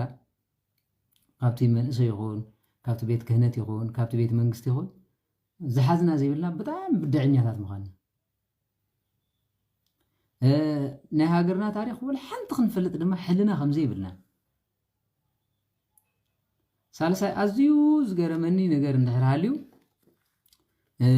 ነፍሲ ወከፍ ወዲ ዓዱ ንወዲ ዓዱ ተንኮለኛ ምዃኑ ወዲ ሰራይ ተሃልዩ ነቲ ወዲ ሰራይ እዚ ይፈልጠ ኢሉ ከኽፎ እምበር ንዓዳ ዝሓወይ እዚ ኢሉ ወዲ ጋሽ ባርካ ተሃልዩ ኸሙ ወዲ ኮለግዛይ ተሃልዩ ኸሙ ወዲ ዓንሰባ ተሃልዩ ኸሙ ወዲ ሓማሴን ተሃልዩ ኸሙ ዝገረመኒ ማለት መጽሓፍ ዝብሎ ካለ ንሕና ንብሎ ካለ ማለት ንሓውኻ ንሞት ዘየብፅሕ ሓጢኣት ተገይሩ ብኸየልቅሰሉ ምለሶ ይዝብል ናትና ግን ደንጎላ ደርቢዩ ብኻራ ክትመውት ኣሕሊፉ ቴሌፎን ደው ኢሉ ስራሕካ ከይተረፈ ፅሒፉ ዝህመን እዩ ወዲ ዓዱ ብጣዕሚ ዝተገረምኩ ማለት እዩ ካብኡ ዝገረመኒ ነገር እንተሃልዩ ድማ እዛ ሃገር ካብ ጫፍ ዝጋብ ጫፍ ቅድስናን በረኸታን ይነግረኩም ኣለኹ ማለት እዩ ጋሽ ባርካ ንበይኖም ብሉፃት ዓዲ ኋላ ንበይኖም ብሉፃት ሰኒሒት በልዎ ንበይኖም ብሉፃት ዓንሰባ ንበይኖም ብሉፃት ሓማሴን ንበይኖም ብሉፃት ኣኮለ ጉዛይ ንበይኖም ብሉፃት ገይሮም ንነብሶም ኩሎም ሰማይ ገይሮም ምስቃሎም እሞ ተሓደ ነተሓደ ብጣዕሚ ክንዕቆ ከሎ ይርኢ ማለት እዩ ናይ መጨረሻ ዝገረመን ነገር ተሃልዩ ማለት እዩ ኦኬ ከምኡ ምባልኩምስ እስኪ ዋላ ከም ፅቡቕ ንውሰዶ ኣብ ባይታ ዝገበርኩማ እንታይ ኣተ ተባሂላ ግን ወላ ሓንቲ ዝረኣኾ ኢሉ ብዓይኒ ኮለ ጉዛይ ሓንቲ ነገር እንተትገብሩ ብዓይኒ ዓንሰባ ሓንቲ ነገር እንተትገብሩ ብዓይኒ ሓማሴ ሃገር ዘፀውዕ እቶም ሕጂ ዘለኹም እቶም ቀደም ዝኸዱ ግደፍዎም ዶ ንዕኦም ኣይተልዕልዎም ሰነፍ ሰብ ክኩሉ ግዜ እንተራዩ እዚኦም ክዚኦም ካብ መንሽሙ እዮም መይቶም እዚኦም ከምዚኦም ዝብል ሳሃሊ እዚ ስንፍና እዩ ኣብ ሂወትኩም ሲ ኣነ ወዲ ኮለ ጉዛይ እዚኣን ገይረ እሞ በዚ ንዓይ ጥራይ ዘይኮነ ኮለ ጉዛይ ዘፀውዕ ነገር ገይረ እንተ ዝብልኒ ኣነ ኣዝዮም ተሓጎስኩ እቲ ዓንሰባ ዘለዎም ከምኡ ጋሽ ባርከ ዘለዎም ከምኡ ዓዲ ኋላ ዘለዎም ከምኡ ሓማሴን ዘለዎም ከምኡ ኩሉ ባዶ ዝዛረቦ ባዶ እዚ ብጣዕሚ ገሪምን ማለት ካልኣይ ድማ ናይ መጨረሻ ዝቐበፅኮ ግን ካህን ኮይኑ ዲያቆን ኮይኑ መነኩሴ ኮይኑ ቆራቢ ኮይኑ ከምዚ ኸማይ ኣብ ሚድያ ዝውዕል ኮይኑ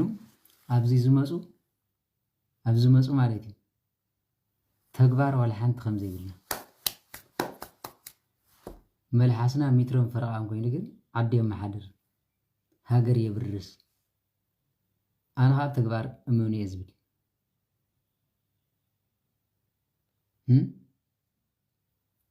ተግባር እዩ ንሰብ ዘንብሮ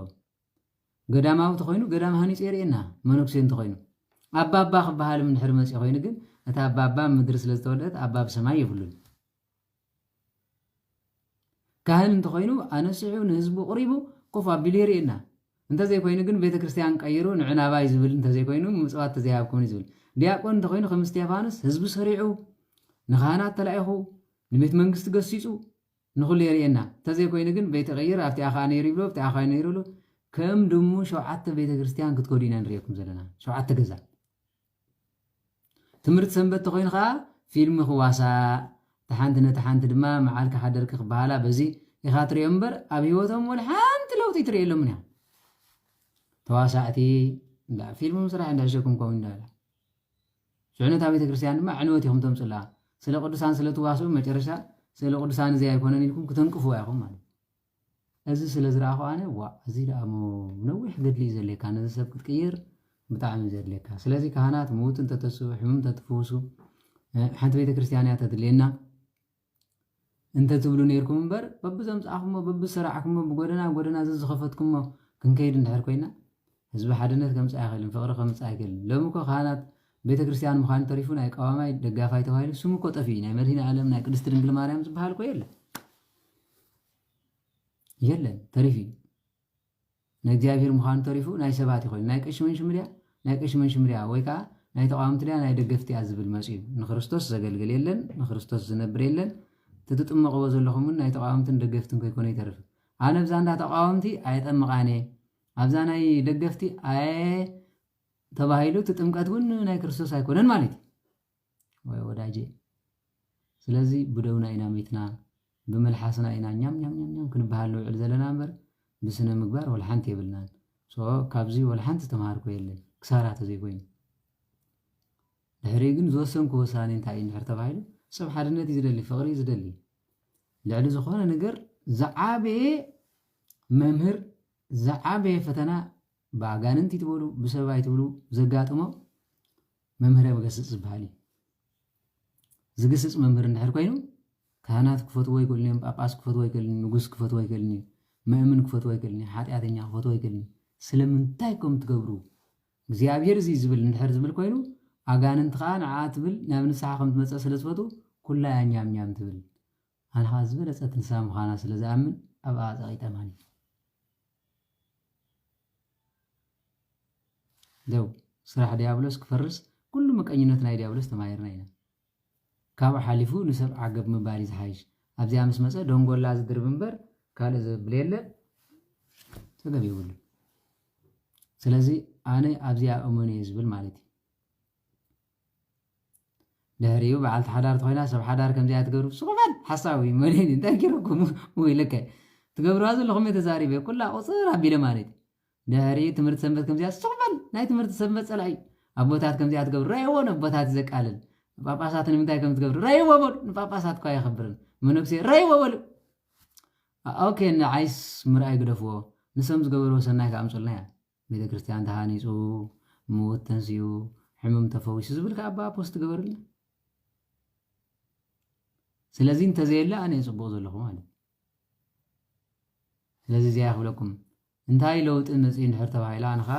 ዜኔን በዚ ኣላትኩም ረእምን እንኳን ንስኹም ጻዕዳ መጽኻ ምን ምዃን ይፈልጥ ንግዜ ግን ብዙሕ ትዕግስቲ ተኸድለና ክትሰብኮ ተዋፂኹም ድሕሪ ጀዝ ብለኩም ነቲ ትሰብኮ ዘለኹም ህዝቢ ትግርኛ ትዛረብ ትኾንኩም ህዝቢ ትግራይን ህዝቢ ኤርትራን እዮም ክተገልግሉ እዚኦም ኣብ ቀርኒ ኣፍሪቃ ጥራይ ኣይኮነ ኣብ ዓለም እውን ኣሸገርቲ እዮም እንተ ኣሚኖም ተመስገን انت زي امينهم قل نعها نمدفع ولا بدفرت فيت نفيت مسيم نو ناب حماق زودقو زربهم بالدعاء انو حلنا خاص صبر سلازغنا خمنا يا يهود تعقس تخليكم تعقس تيدلي بطحن تزاري بي زاربك صريفي صرفك تبدع حلنا خاص صبرك كبخاز حايشن زي حايشن ابنا قمار كوين باخاي زار ስለዚህ ስለዝኾነ ነገልግሎት ይልካ ስለዝዓብኻ ክርስቶስ ኣይተዓብል ንበዓል ቤት ቤል ዘብል ካብልዎ ንዋናታት ዳ ስለዝኾነ እዚ ክርደኩም ኣለዎ ስለዚ ከምቲ ክርስቶስ ብሰናይ ግብሩ ኣብ ቀራንዮ መስቀል ተሰቕለ ንስኻውን ክትስቀል ምዃንካ ፍለጥ ብርሃን ዓለም ቅዱስ ጳውሎስ ዝብላ ቃል ኩሉ ግዜ ዘየቋርፃላ ከምቲ ኣነ ንክርስቶስ ዝመሰልኮ ንስኻትኩም ከዓ ንዓይ ምሰሉ ንቐረፀኛታት እዚኣ ኣኽለኩም ንኽበርቲ ሕጊ ዝያዳ ይትብልዑ نخانا دما زي تقبروا إلى ندحر سبيعو زي هذا دلا بخاز الله خانو يترف قال يترف تعقستير اللي لذي عقوساتكم وخبلكم يزدلي እግዚአብሔር አምላክ ዘመኑ ይቀይረልና ቀሪና ያንፋታ ሐቀረ ቦታት ቀሪና ያጅዳን ታይከሪፍ ዝሁሉ ቤተ ክርስቲያን ሰሪሕ ይሁን እንዳበልኩም ዘይተመስግኑ ክንፋታ ይናል ስለዚህ ነዚህ ዝመስል ከም ሕፃ ባሕር ብዙሓት ከም ከዋክብቲ ሰማይ ድሙቃት ከም ፀሓይ ከኣኑ ኩሉ ብርሃን ይበለና ኣብ ዝኸልኩም ወጽላልኩም ደመና መግቦኹም ሕብስ ተመና ንባብኩም ብራና ስንቅኹም ኣቁራሪ ተማዓት ቅድስት ድንግል ማርያም ኣዴና በትርኹምን ሓይልኹምን መስቀል ጎይታናን መድሓኒና ኢየሱስ ክርስቶስ ይግበረልና ዕድመ ለንስሓ ዘመን ፍስሓ ኣይኽለና ካብ ዝተኣዘዘ መዓት ካብ ዝመጽእ መቕዘፍቲ እግዚአብሔር ይሰውረና ንጻድቃን ብገዳም ንመላእክት ብጽርሐ ኣርያም ንሰማዕታት ብደም ንስውራን በአጽናፈ ዓለም ጸሎቶም ምህልሎም ትምህርቶም ኣብ ሰማይ ከም ዘዕረገሎም ንዓና ኸ የዕረገልና 30 60 100 ፍሬ ክንፈሪ እግዚአብሔር አምላክ የብቃዕና ብረድኤቱን በቃል ኪዳኑን ይኸልለና በምህረት ዓይኒ ይጠምተና አሜን። አቡነ ዘበሰማያት ቀደስ ስምከ ትምጻእ መንግሥትከ ወይምጻእ ፈቃድከ በምድር ሰሳይን ዝበለት ናብኒ ምህድግ ለና በሳኑ ጀጋይነ ከመነን ምህድግ ለዛብሰ ወባልሃንን ኩሉ ኩይስ መዚያኪት መንግሥተ ኃይለ ስብሐት ለዓለሙ ለዓለም አሜን። በሰላም ቅዱስ ገብርኤል መልአክ ወግዝእቲ ማርያም ሰላም ለኪ ድንግል ህልናችሁ ወድንግል ወስጋቺ እግዚአብሔር ጸላም ሰላም ለኪ ብሩክ አንቲ እምአንስት ወብሩክ ፍሬ ከርስኪ ተፈሥሒ ፍስሕት ማርያም ለተጸጋ እግዚአብሔርን ስለኪ ሲአል ወጸልይ ምህረት እንቲያነ ሀበ ፍቅር ወልድኪ ኢየሱስ ክርስቶስ ከመ ይስረይ ለነ ኃጣውኢነ ተማይጸነ ብቺ አሜን።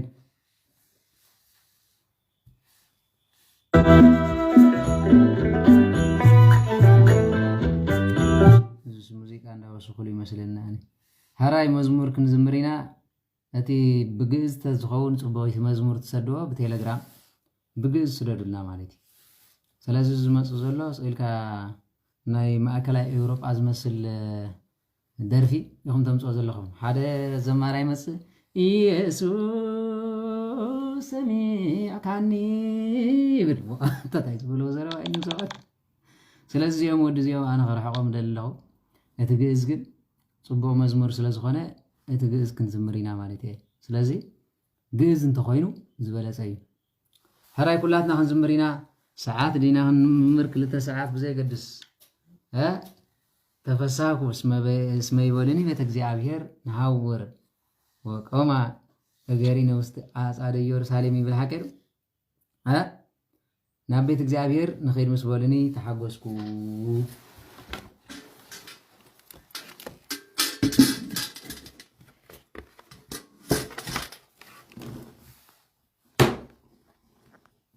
هراي مزمور تسدو ندحر كوينكم تسدو زي لكم من جئز قبروا هر كيودنا هذا خالص. سلازي تحقق زي لما دكوي مالت كوسي كبار كله خمس بلدنا ورا مزمور مسكونة تاعنا فوتو سب تيك توك كوسي كبر زوا على هيك مزمور مسكونة عقل صعيب باتا مالت سلازي نعمل هاني عالم مزمور نسيبه إلنا نجمر مالتي. Yeah.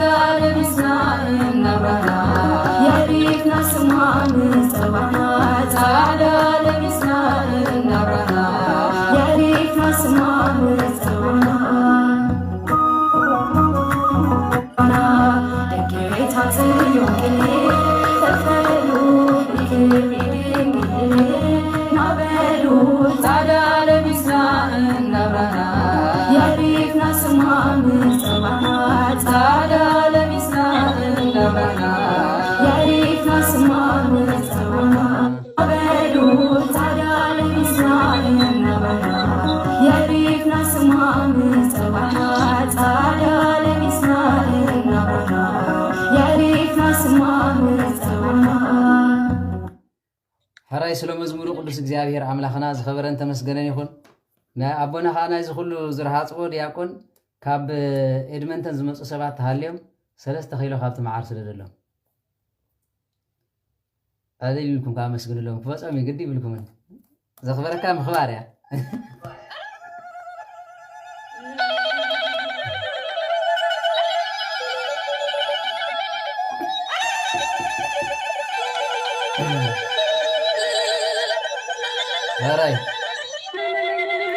هراي دحر كاب إلمنتن وي كاب غارغاري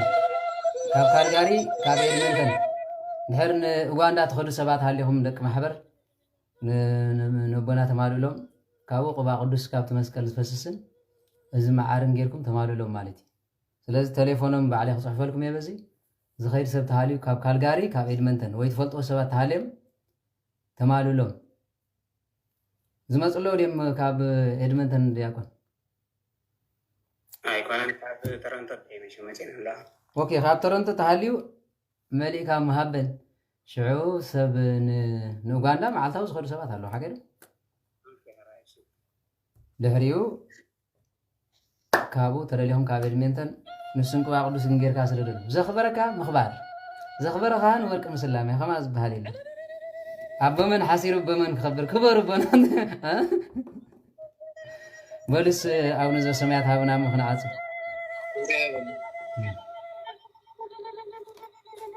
هراي بولو محبر أو نزل سمعت سريت نقبل موشا نعت هراي شيء اسمع وولد ومنفس قدوس أحد أملاك بقدس الله زعمن وتمحصن كهدك كسيطان بقدم ذاتي مية قدس بيت كريستيان انت ايتي سمي مريم صيون لعالم عالم امين اكتك زيون شبهك نماركك زيون تأمنك